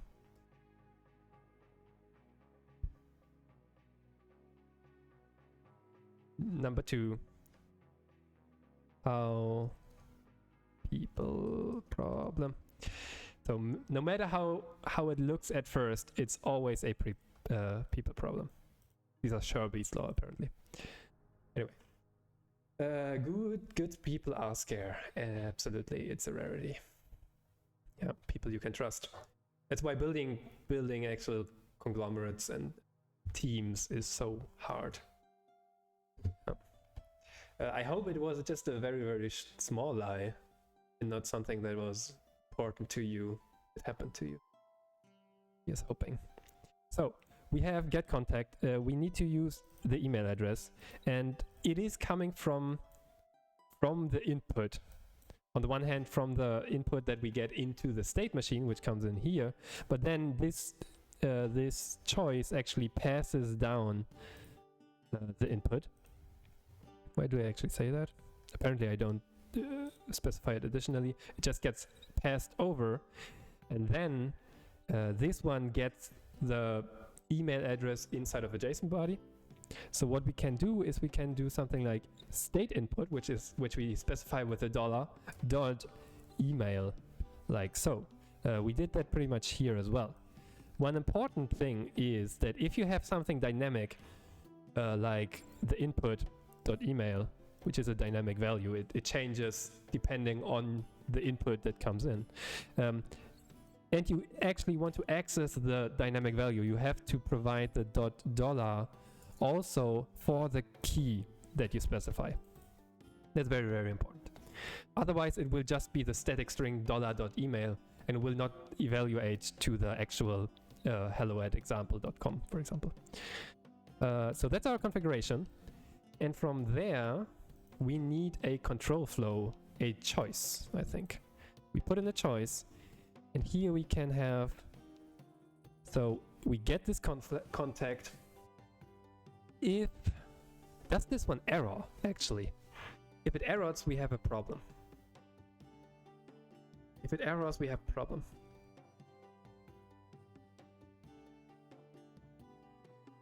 Oh, it might actually error. Let's go back to get contact once more. Get contact is fairly popular, apparently. Let's go to learn more. And hopefully we get to the right place. We apparently don't. Okay. Create get contact, get contact. Why is there no get contact inside of here?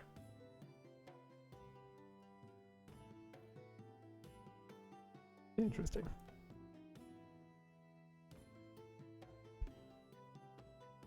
Okay. AWS SES v2 CLI get contact. Good people are scarce. Returns a contact from a contact list. See also AWS documentation. Returns a contact. Response body 200, and then the attribute data and all of the other fun information. Errors. For information about the errors that are common to all actions, see common. Bad request not found. Oh, we might get a not found.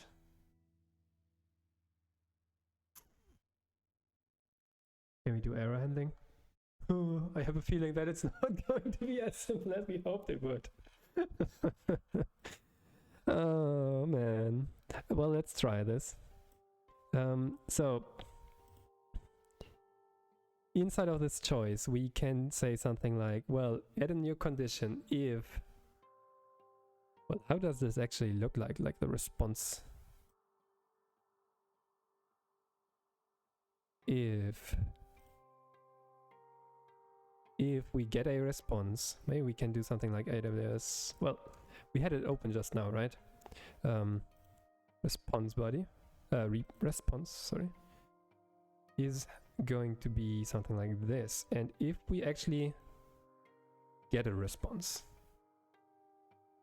P200, actually I will just run this. I think I will just run this, and then we see how it works. And I will actually save it. Probably we would want to Oh, no, I don't want to save it just like that. Oh, we need a rule. Okay. Let's say $.email address, maybe. Email address is present. Then we want to just actually we succeed in this case, saying already email already subscribed, do nothing, like so. Then we save this, we take all of it, and I'm actually going to deploy this. You probably don't want to do this if you're in production. Just changing the workflow and testing stuff, but since we're not in production, everything's good. So with this we can SAM build again, we can SAM deploy again, whoop. And then we wait a couple of seconds and then it gets deployed. We can just run it, see how it works. We could also have like copied it, but that's annoying. So we just do it like this. Oh, we do not have permissions.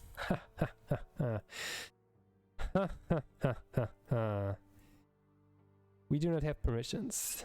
We need to set our permissions inside of our subscribe step function right here. So we already have sent templated email for the welcome email. We already have create contact.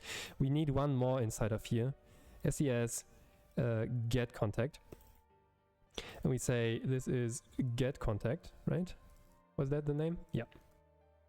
And we take it from this contact list. So that's exactly what we need. And then we say, no, don't deploy it. And we do that again, because now we have the permissions to actually call it. Otherwise, we would have gotten a unauthorized error. Deploy. And I'll be right back in just a minute.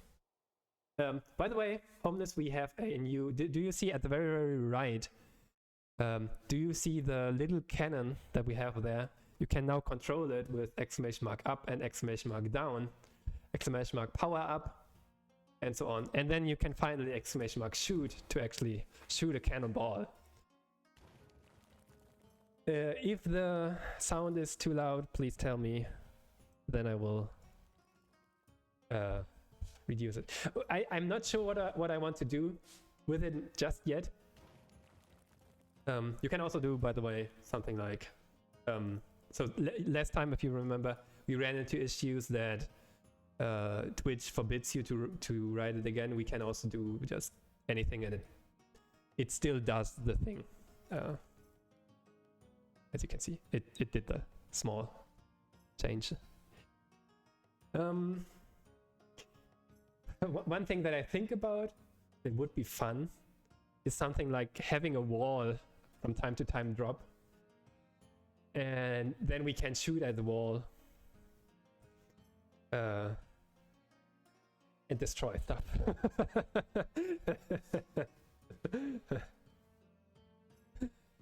Yeah. Does down work? Did it move down? It is very, very small. It's like in degrees of... It's not working. It is. I think it did. It is just so small that you do not see it. It's like 5 degrees, I think, currently. I think it did make a small change just now. You cannot go more than flat. Yeah, so it's between 0 and 90 degrees.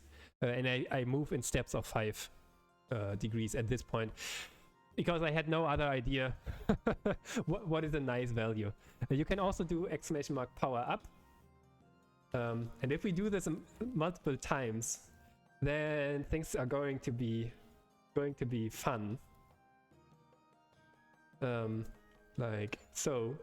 Oh, that didn't work. Power up 3. Exclamation mark shoot.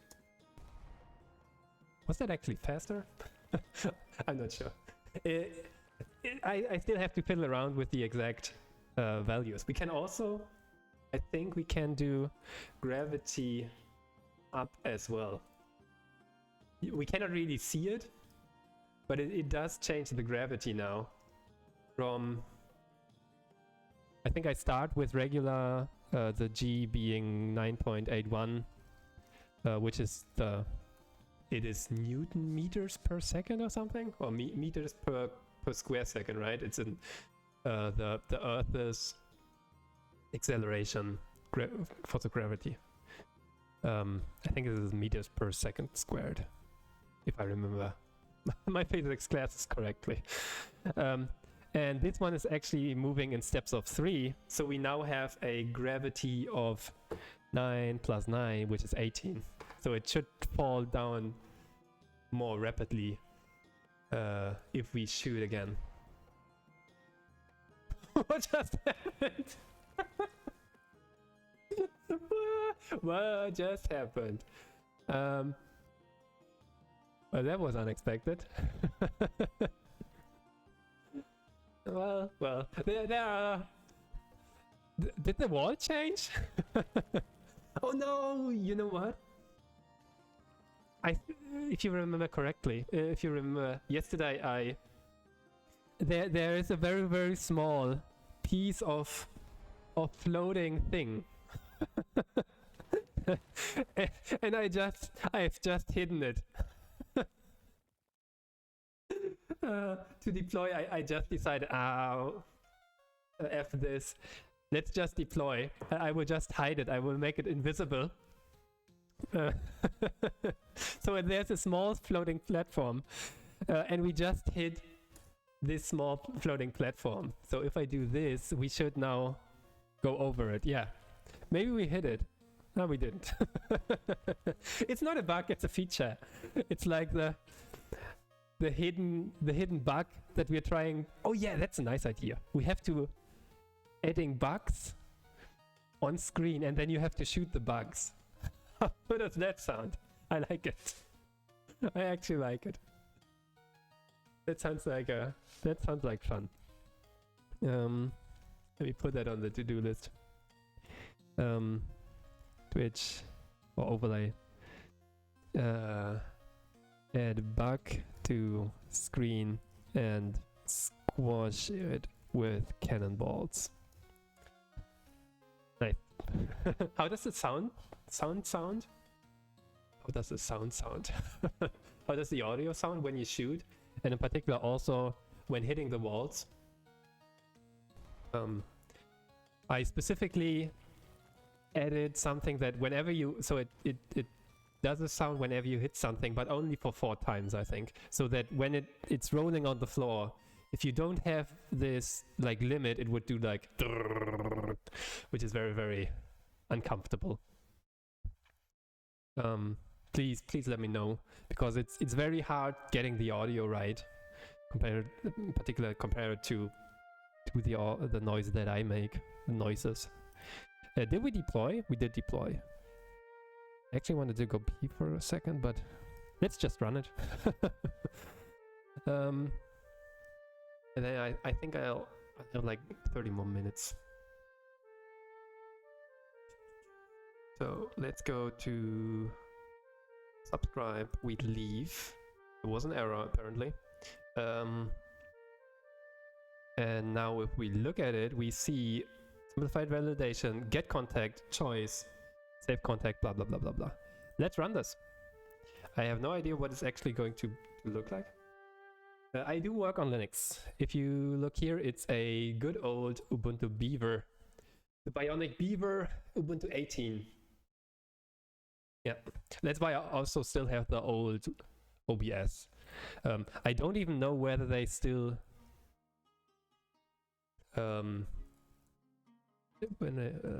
Linux. There's a release candidate at least. I don't know. They recently did a very, very large UI upgrade. Oh, see here. Upgrade UI. Unfortunately, this means OBS can no longer support the following operating systems: Windows 7 and 8, macOS 10, 13, and 10, 14, and Ubuntu 18. So I'm going to stick with OBS 27 for some more time. Well, that's unfortunate. Maybe at some point I will upgrade my Ubuntu to 22 by now, right? Ubuntu 22 is already out. Yeah. In April already. I was always too scared to actually do the upgrade to number 20. Oh, I like Jellyfish. It's a nice graphic. It's a nice graphic. I didn't like the Panther for Ubuntu 20 actually. I don't know, it looked weirdish. I like cats a lot, as you might have guessed. But the Panther didn't look too good. Anyway, so let's go ahead. And actually I don't need to run a workflow manually. I can just call this API via API gateway. And that should give us a new execution. It actually succeeded. Hey, would you look at that? Something happened. So apparently this is the output if we find someone.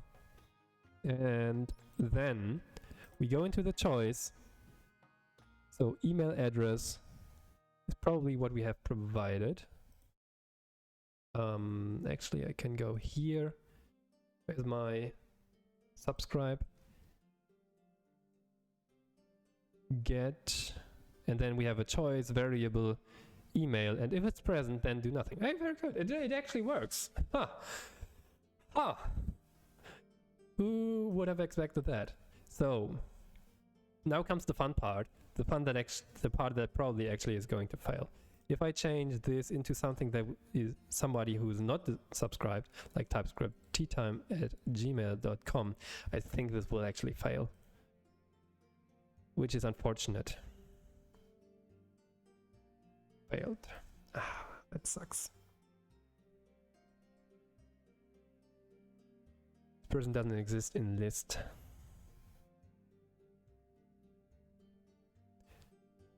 That sucks. So, question now is how can we fix it? One thing that we can do, so we have multiple options, I think. We can write a Lambda function, which instead does the API call to get. We can replace, or maybe is there a way to like force a non-fail? Doesn't seem to be the case. It's unfortunate. Is there error handling? Error handling step functions. Error handling and step functions. Any state can encounter runtime errors. Errors can happen in various reasons, for various regions. Task failures, state machine definition issues, no matching rule and choice state, for example. Task failures, for example, an exception in a Lambda function, or transient errors, like network partition events. I have no idea about those, but we are currently in this task failures. So, how do we handle this? We don't want to retry. We want to actually continue. We can catch. Very nice. Error equals states.all. We can add error handling like so. Let's open our friend here, the execution, so we see that what kind of errors we actually got. Apparently a SESv2 not found exception. And if we get a SESv2 not found exception, I think then we want to move into this other path. If not, we just finish. So, going to our subscribe and edit this. I will again take my ASL, where did it go? Here. And put you right there, which makes it easier for us to actually copy it back. And now, how do we, can we specify error handling? There we go, error handling here on at the very right. Retry on errors, actually no. Max attempts 0. Do we already have retry?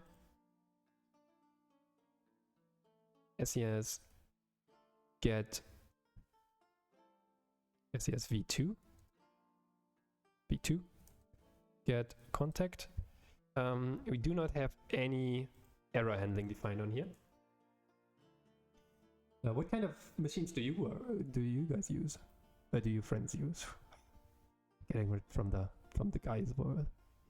So I don't want you. Can I remove you again? Remove. Okay. Catch errors.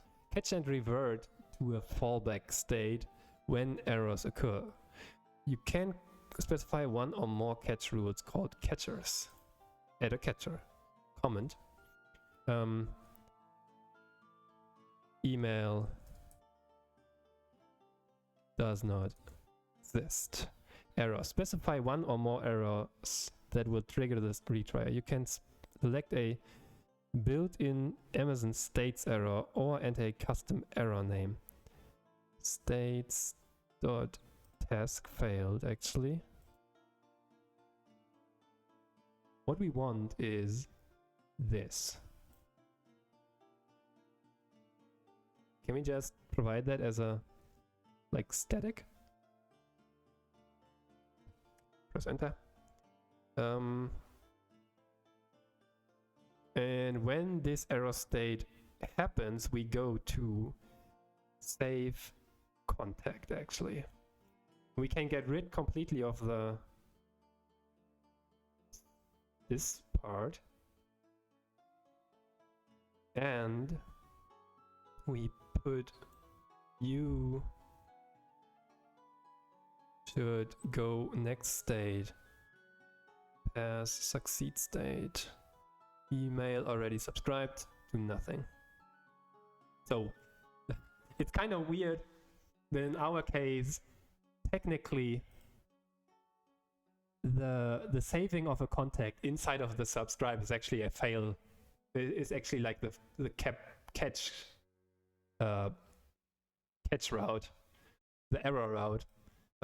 Even though we consider this to be the correct route. You use Windows 10, yeah. I also, this is actually a dual boot, by the way. I use Windows 10 for gaming. A lot of gaming. Nothing can beat a Windows machine in terms of gaming, right? So, there's that. But for coding, I don't get warm with PowerShell. What's it called? Cygwin is also limited somewhat. Then there's the commands are just different, so I have to relearn everything. So that's why for coding I just use Ubuntu Linux systems. Very easy decision for me there. Is that it? I think it is.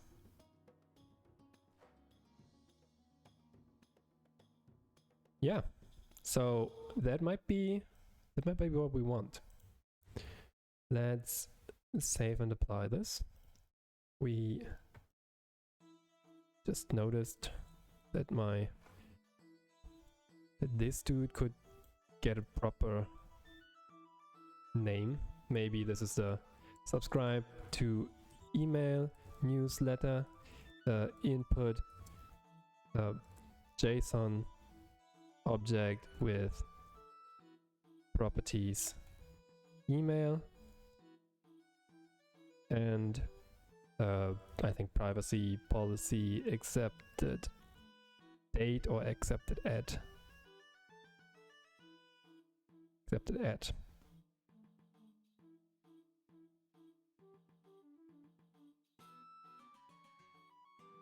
Maybe provide even something like this. Colon string. Colon string. As documentation. Because documentation helps from time to time. Where did the description actually go? No, oh, now it's at the very, very bottom. Okay, well, I can live with that. So put it in. I don't know, why did they put it at the very, very bottom? That's just ridiculous. Comment, comma. Wasn't it called description like 20 seconds ago? Comment. Okay, apparently it isn't. No, wait. No, I lost everything. Azure is giving 200 to use within 1 month.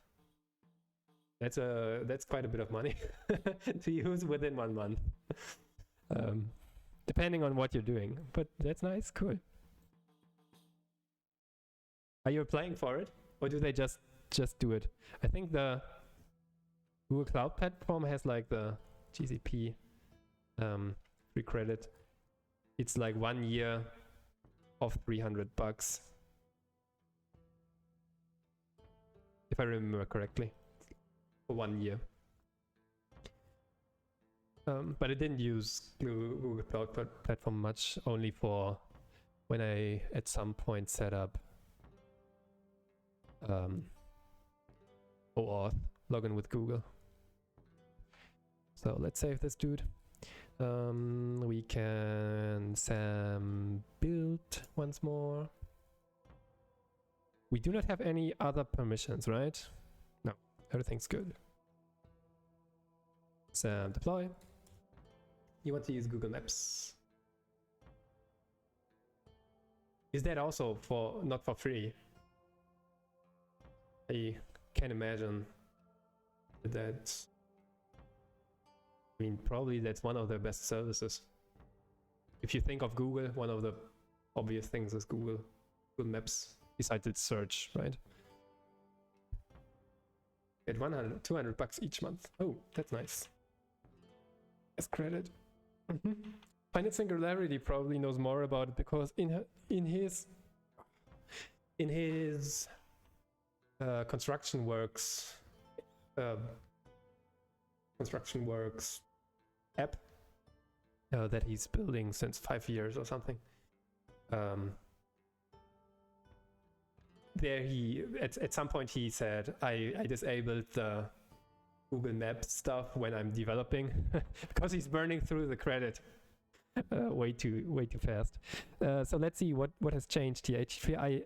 HTTP API gateway default stage, the subscribe role. I think mostly because we changed the newsletter, this subscribe thing. The others actually also have to change. Why does newsletter change though?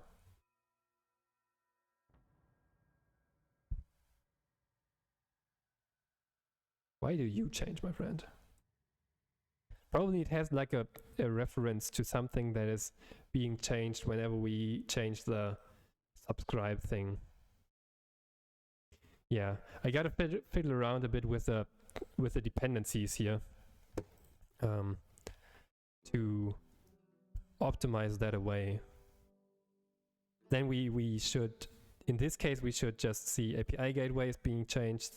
The subscribe role might also be changed, and the subscribe step function should be changed as well. What are you?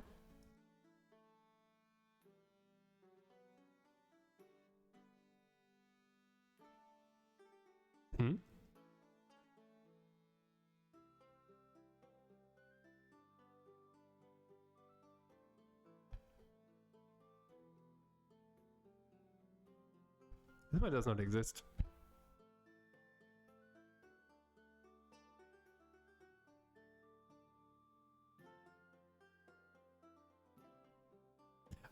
never mind. It's created automatically. It's created automatically. Because we have newsletter SFN step function, and it uses policies, we automatically get the same name postfixed with role for the role that is holding the permissions. Yeah. On that note, shout out to Finite Singularity, a good friend of the stream, Finite Singularity. He's amazing. He's also doing some Python stuff. Also doing a bit of TypeScript whenever he's touching the front end. He's doing Angular and Ionic, so he's a pro on that one. And from time to time, even some people from the NGRX team are hanging out in his stream, if I remember correctly, but don't quote me on that. And recently he has started game development with Phaser, which was very, very interesting to see. He might have, on the whole of Twitch, he might have the best overlays, stream overlays that you can imagine. Seriously, check them out. They're amazing. Moving on, we deployed this just now. And if I now go back to my HTTP file here, and I try to subscribe somebody who's already subscribed, that should just work.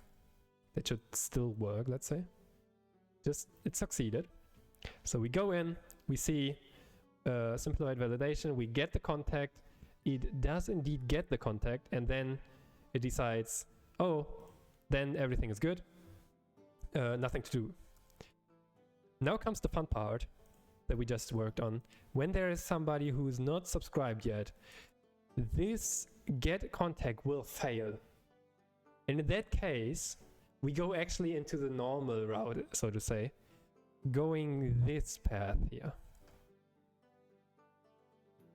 It might look slightly weird in the UI. Failed. Caught error. Error cause. Oh no. Oh no, we have to pass the data. Of course. We somehow have to pass the data down to the safe contact. Other than that, it seemed to have worked. It was called. It's being shown as yellow. Okay, that's good to know. At least it's not red. That's nice. And then here our get contact failed.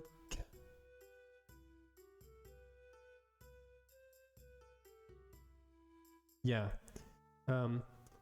We see that the safe contact state was being called with input error and cause, these two. But what we need actually is to have, we need to pass the input, where is it?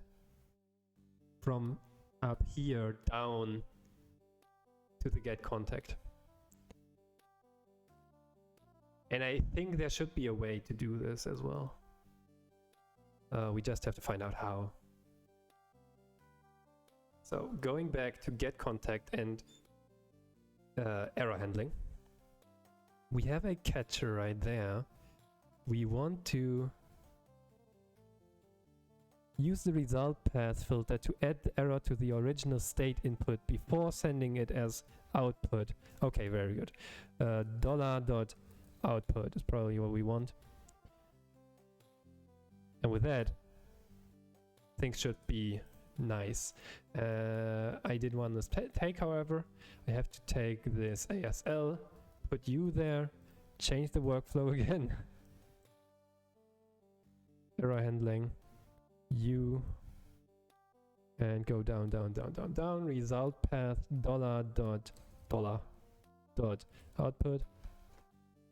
We will just ignore the output, in fact, and we save, and we take this one back to here, save it. Now we somewhere have $.output. So we catch it, we check whether the error equals SESV2 not found exception, and if so, well, we also provide a comment.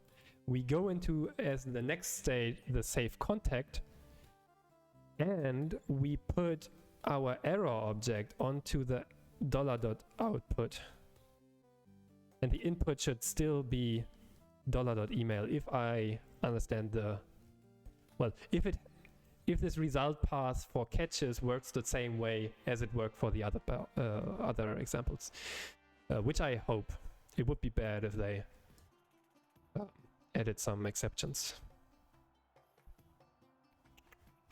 We could also call it result $.errors, but it should be alright. Let's deploy, and I'll be right back in just a minute. Get ready to shoot some more, or maybe add some fire to the screen. Yeah, fire! Waiting for the change set, and I would just click the yes button.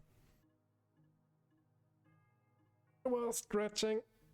Come on. Come on. Come on, change set. Come on. Yes. Do it. Be right back.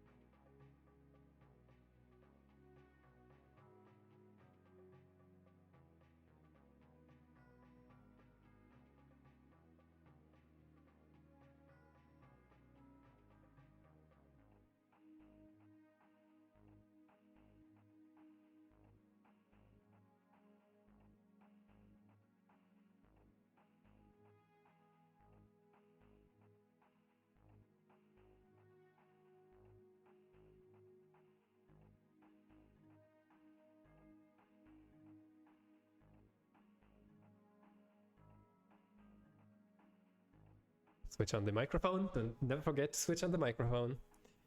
All right, here we are back with some more Iron Maiden, at least for me. Deployment seems to have worked, so we can go back to our test function and run it. Done. Let's see what happened. Any more of you metal fans there?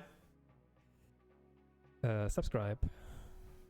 It succeeded. Would you look at that? Simplified validation, get contact, save contact, transform for welcome email, send welcome email. Sweet. So we should have, if I run AWS SESV2 list contacts with the contact list name that we have provided. We can only have one contact list by default, so there's not much else. We see we are in there. Very nice. That worked. Good job. Sweet. High five. Tea for everyone.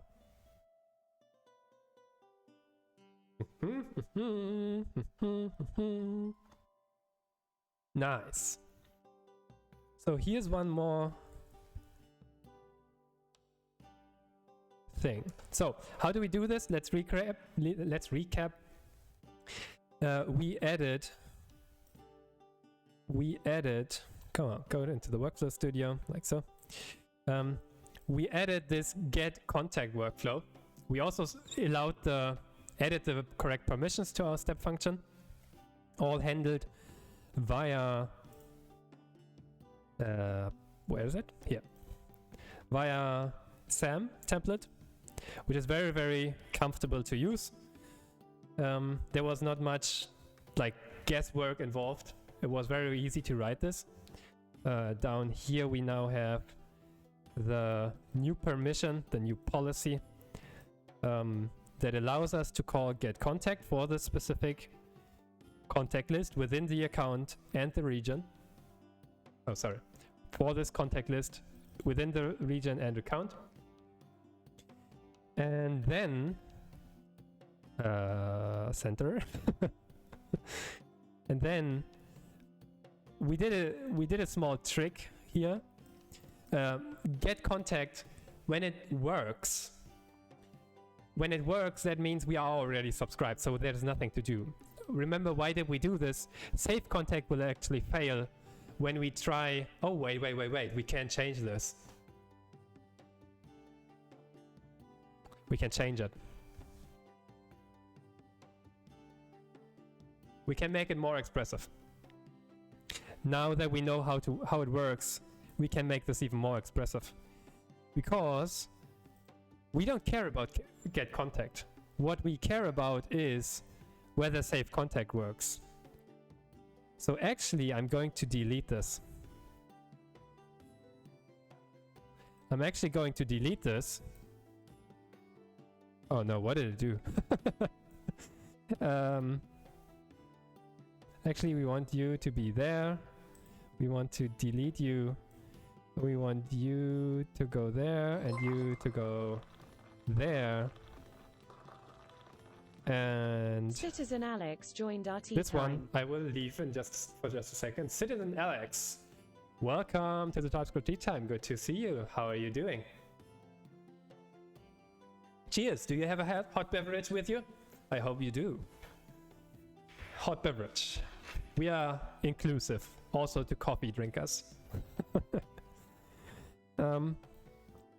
So instead of having all the fun stuff with a separate step where we check whether there is somebody, we just try to save, and if it fails, then we say, oh, you're already subscribed.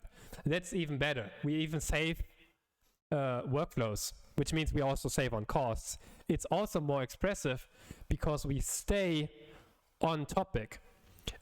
Checking whether somebody is there is just a workaround, right? So what we can do is we take our save contact, we go into error handling, and we can catch errors. The error being email already exists. And now we just have to find the correct error name, which we maybe have somewhere. I suppose we have it somewhere. Like down there? Nope. Maybe the first one? Yeah, here we go. In this case, we had an SESV2 already exists exception. Is that exactly the same? No, it's a different one. And we can provide this right here. We click enter to add it. And if that happens, then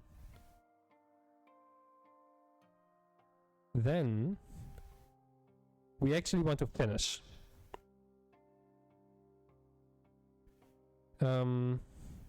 Fallback state, here we go. In that case, we want to go to email already subscribed, done. And I actually want to go from welcome email into the end state.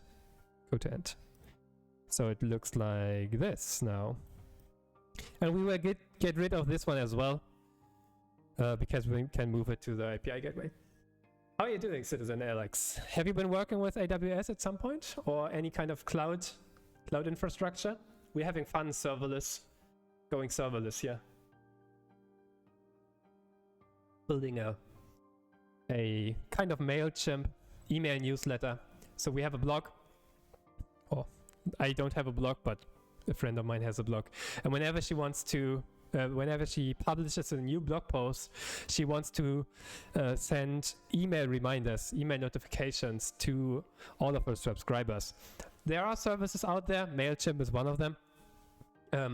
But for example, the free tier, you always have to have a footer that then has this monkey logo inside of it, which is ugly. And it also costs you like $10 per month if you want to get rid of it. So we've worked a bit with S3 and EC2, but haven't done any other AWS. But that's one of the most important ones, right? And then it also means you probably have worked with AWS IAM, which is, I think, the most complicated one. And the one that you have to touch the most, in fact. One that is pretty much involved with everything. So you have the right, if you wanted to dive deeper, you have a much easier time than other people who are like, I've never touched AWS in any way. So that's cool. Very nice, very nice. Yeah. In the background, this is, by the way, also using some form of S3 because this template here is being automatically by AWS SAM, an infrastructure as code service or tool. It is uploaded to an S3 bucket and then compared with what's in the cloud and whatnot. So we want something like this. Problem being, I think I forgot. Yeah, I again forgot to copy the subscribe workflow. What we're currently working with is AWS step functions, which is a way to, well, orchestrate your code or build workflows, letting multiple steps and services work together. For example, we could do some EC2 stuff inside of here and, I don't know, create instance, start instance. Yeah, so if we wanted, depending on what our workflow does, we could, for example, start an AWS, an EC2 instance with some configuration here, like IAM, AMIs and whatnot, depending on what we need, and it then gets the input from the previous step and so on. So it's all about putting stuff together in a very, very visual way. That's what step function is all about, I think, if you ask me at this point. So we do have to make some changes here once more, unfortunately. I want to push you down there, I want to push you up there, and I want to get, so I want to go from here, so send welcome email goes into the end state, and I want to get rid of this get contact, we don't need it anymore, and I want to go from, so if save contact, if we call it with the email of the new subscriber and the subscriber is already subscribed, or the new subscriber is already subscribed, this email already exists, then we get an error. But what we can do is we can go to error handling here at the right side, catch errors, add a new error, and we just have to take the right name. So this is exactly the case, a previous run of our workflow, and it's very, very visual here, as you can see. We come in from an API gateway, we do not see that part. We see the input, and then it takes this right path, because this is like an if condition. And this one takes the input email above blah blah blah.com, and then has an exception because this SESV2 already exists exception. Nabab already exists in this current list. So we can take this one. Yeah, you can absolutely do that. You can absolutely do that. We basically learned this while doing. Let me just put this right there, and then I click enter. I created a list. I will probably also do like a collection on Twitch, and I will probably also do something like doing the same thing, but we do it in speedrun mode. That's going to be fun. Like we sit down 4 hours and we try to do everything that we did doing the last, I think it's 30 hours. It's quite a lot of hours that we spend on this in terms of the last few weeks. And we build everything once more in short version, and then you can just look at the summary video, which will still take a couple of hours, I suppose. Adding some. Where do I see my collections? Adding some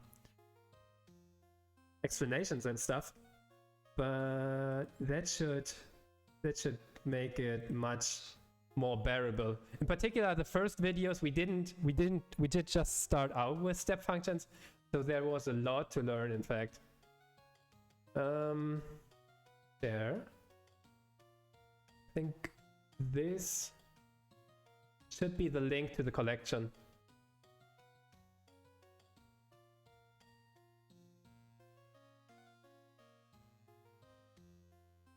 Yeah, it starts at 93. Let me open this. In this case, I hope it works on even if I'm not logged in. Yeah. So we started episode 93. We are now at episode 103, I think. And you see, you can also go by filter by collections, and then you see here the MailChimp clone.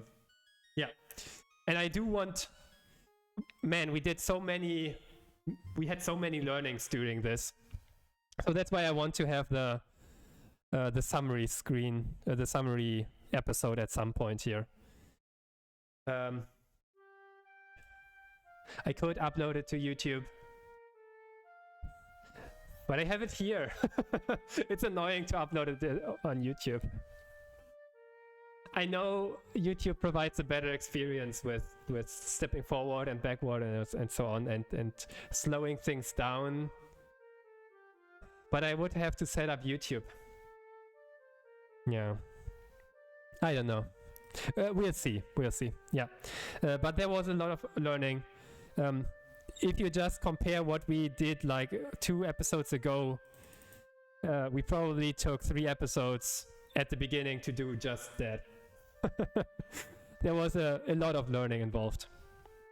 We learned a lot about SES, simple email servers. We learned a lot about step functions. We learned a lot about SAM, serverless application model. Learning by doing, exactly. Hey, Ellie Memory. Good to see you. Welcome into the stream. I just shared if you are also interested. I just shared this. This is the collection of all the videos that we did on the email service that we are currently building. And we did a lot of learning. AWS step functions, AWS Lambda. We learned how to set up SAM, the serverless application model. React Native, is that RN? Currently, we're not doing React Native. We are doing AWS, TypeScript, Lambda. So a lot of, well, still developer-oriented, but DevOps-y oriented too. So it's not like we set up a complete Kubernetes cluster. It's like the fusion of developer meets DevOps. So it's DevOps. Kind of. It's not the hardcore ops.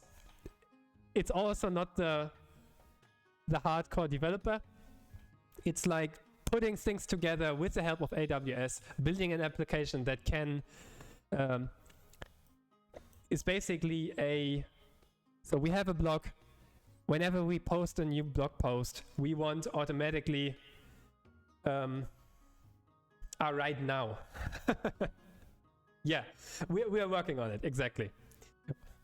We're working on it. I see. Sorry, I'm too deep into development.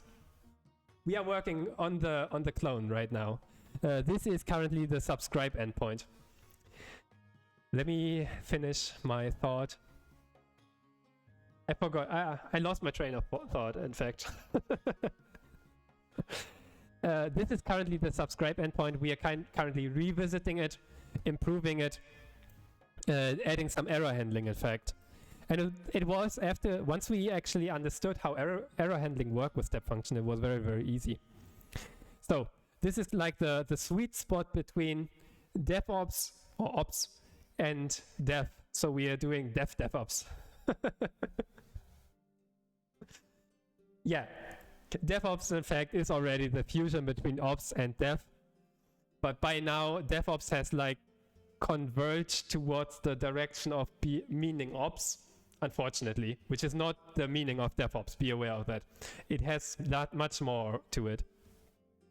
And we have like building an actual application, but using the tools that today's cloud is actually providing, like step functions and SES, simple email service, and the error handling that step function provides, and Lambda functions to do some transformations, simple ones, and so on, and validation, API gateway, deploying everything into the cloud with just a CLI command, managing everything using code, which is very, very DevOpsy, to be honest. Managing everything using code, and everything being checked into the Git repository, and so on and so on and so on. Connecting services without writing code, yeah. Step functions. That is kind of already in the direction of DevOps, like integrating stuff, but arguably, a lot of developers should know about it more, because there is so much innovation to be made, I think, if you ask me. You're a beginner. Okay, that's all right too. We're doing a bit of, it might be a bit advanced if you just look at it from the beginning, but look at this. Even as a beginner, tell me, can you understand this workflow? What I tell you, it is a workflow. It subscribes to an email newsletter. We have as input a JSON object with an email, which is a string, and a privacy policy accepted. And then you just see this diagram. Would you know what it's actually doing? In particular, well, some of these errors do not have anything, but still. So it would be nice if this one error would have a catch. It is not JS. We partially write some JavaScript.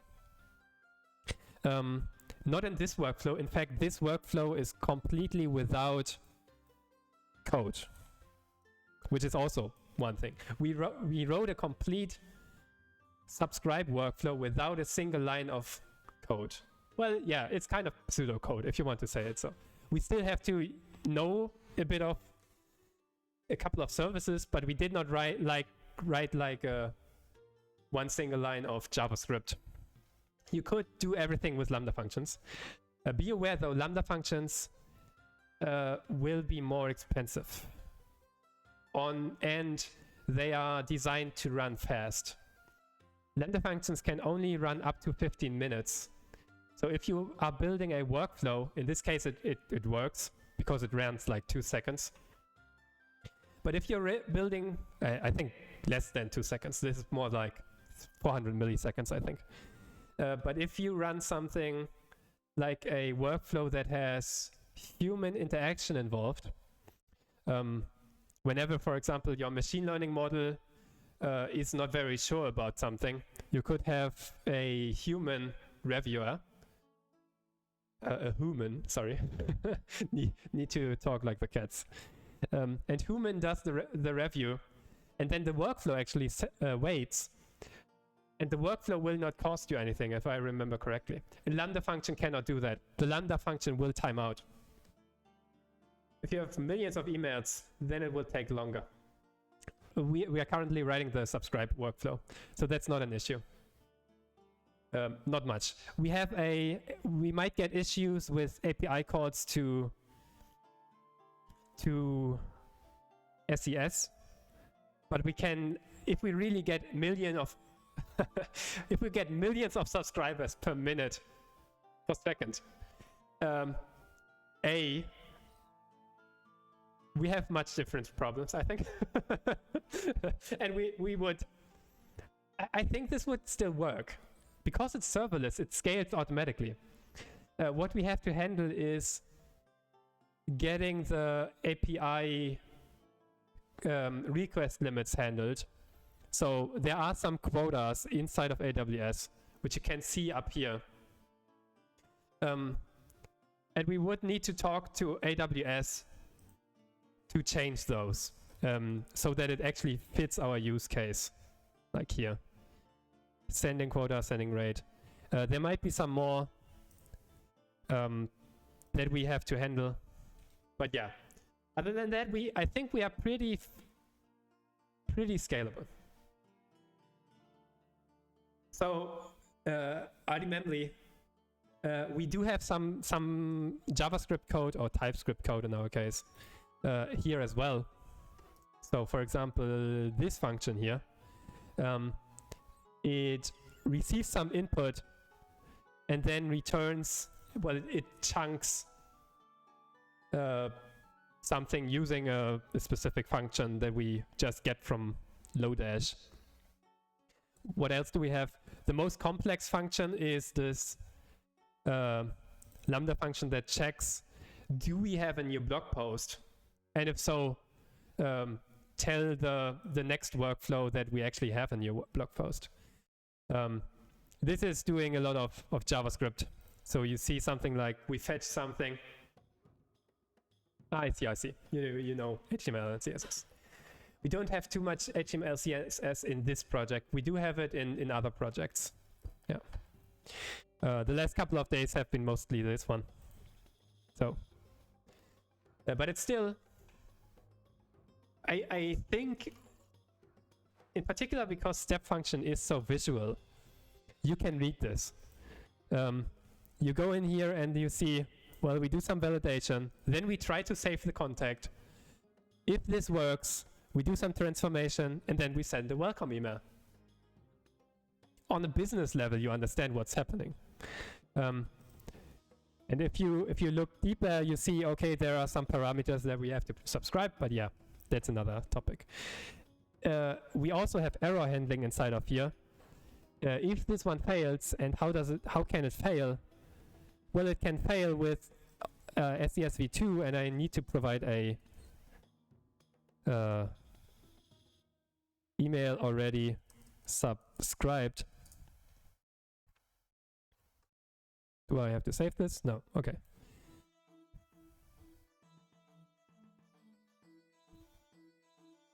Yeah.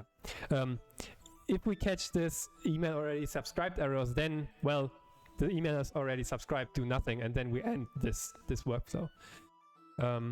So that is very, very visual. And even if you're a beginner, you understand it on a business level, which is a different understanding compared to the code level. But sometimes, well, to be honest, this is the more important one, if you are, arguably. You can be the best at JavaScript or whatever, but if you cannot build businesses around it, that doesn't help you much, right?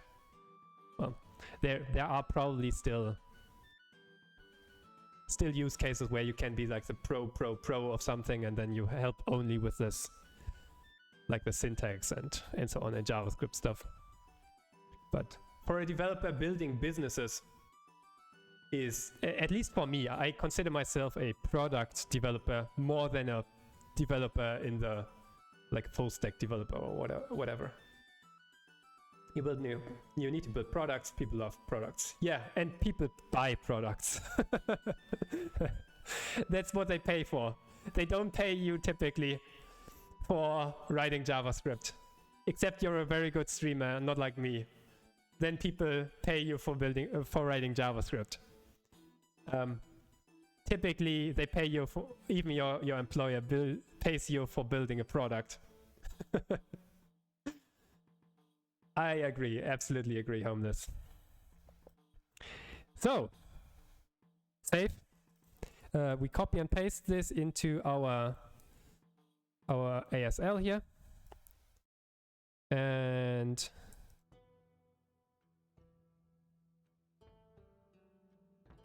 did we change anything? I forgot to stage. Oh, damn it. Go back once more. Stage everything. What did change? Ah, okay. We removed the get contact. All right. Very good. So, we want to deploy this now. So we leave. We can deploy this within a minute by just saying sam build, sam deploy after this. Oops, sam deploy. It now creates all the changes that we need to make. Then we say, well, deploy it. And all of a sudden it's up in the cloud. Then we can test it and see everything works. And then I'm happy. And I go eat some burger. Because our friend Midori already asked, can I have cheeseburger?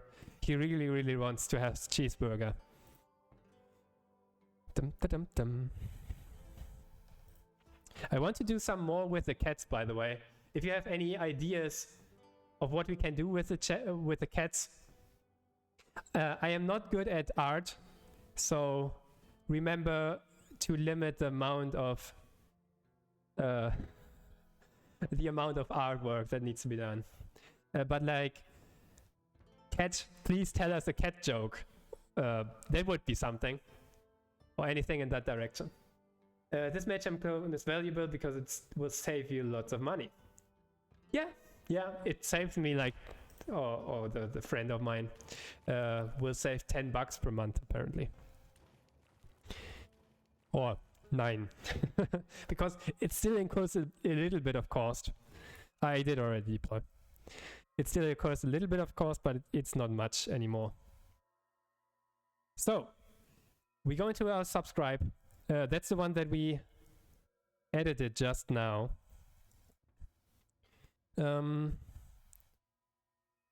We go to test. We can go here. It cannot go down more than orthogonal at this point. Ouch, ouch, that hurt. Here.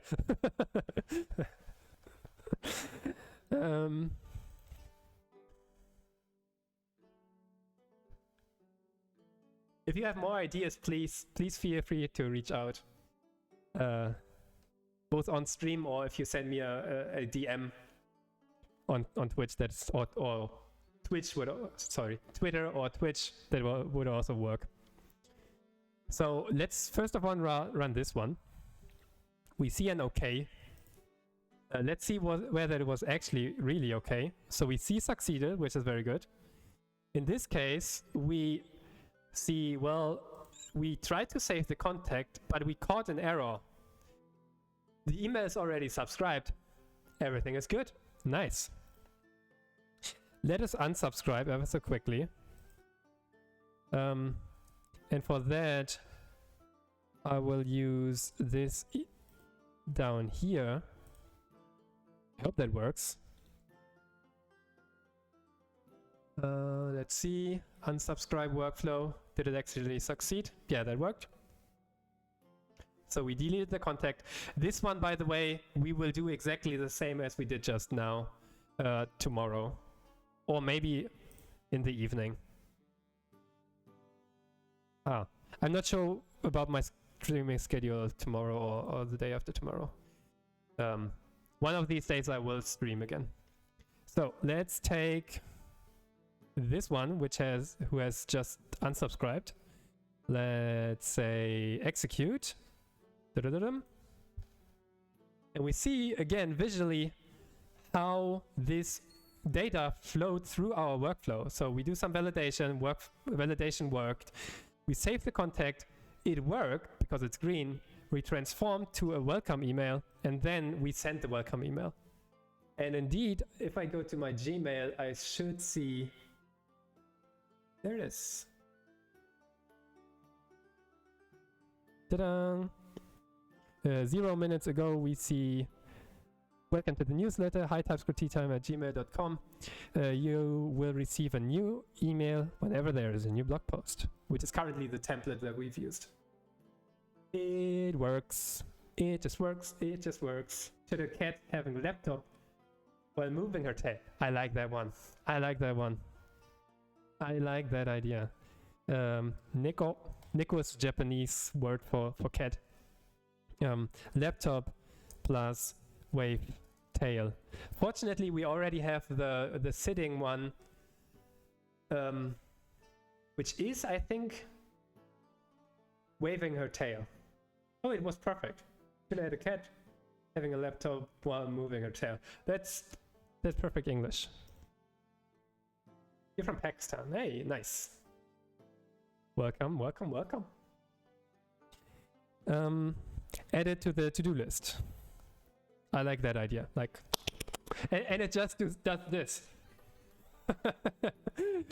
You guys, your friends know Bongo Cat? I love Bongo Cat. Bongo Cat is like this meme. Oh, we can control her. And Bongo Cat basically just does this on her bongos.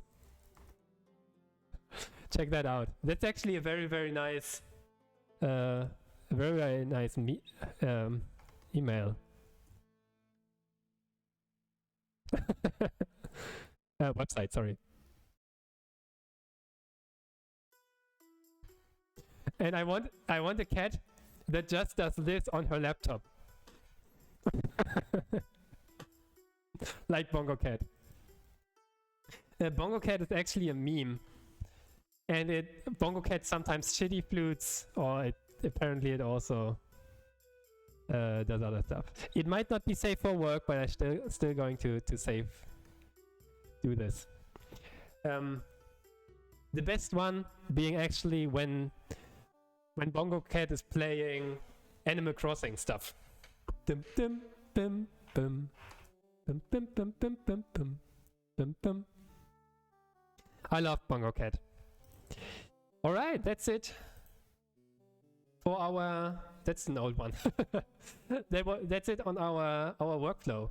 I think next thing I want to do is actually move out the validation, and then do the error handling also for the unsubscribe, which should be very, very easy now, if I'm not mistaken.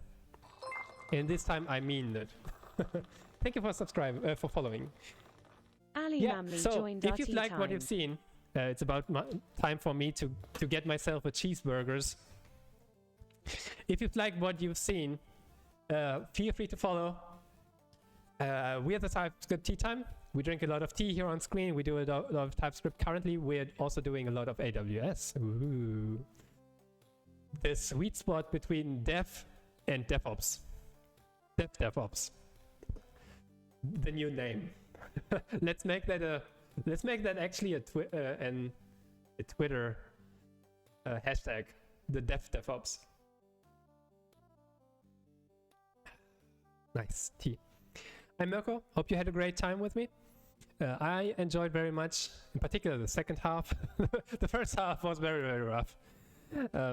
We fiddled around with API Gateway. The second part, talking about step functions and doing some error handling inside of step functions, was very, very useful and good to see that it actually supports all of this.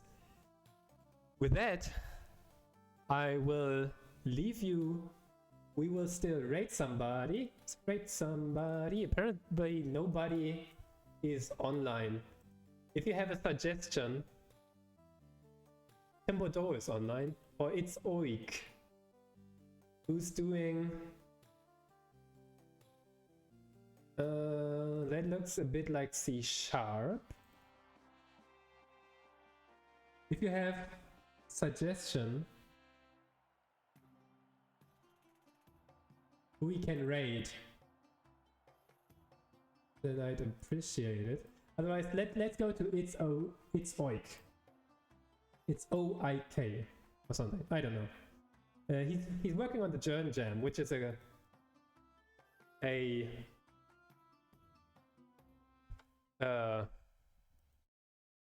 game jam that's currently happening. All right, thank you so much. Please follow if you've liked what you've seen. With that, for more AWS stuff and more TypeScript stuff. With that, I say goodbye. See you next time, maybe this evening. Otherwise, somewhere around the weekend. Goodbye, everybody. See ya.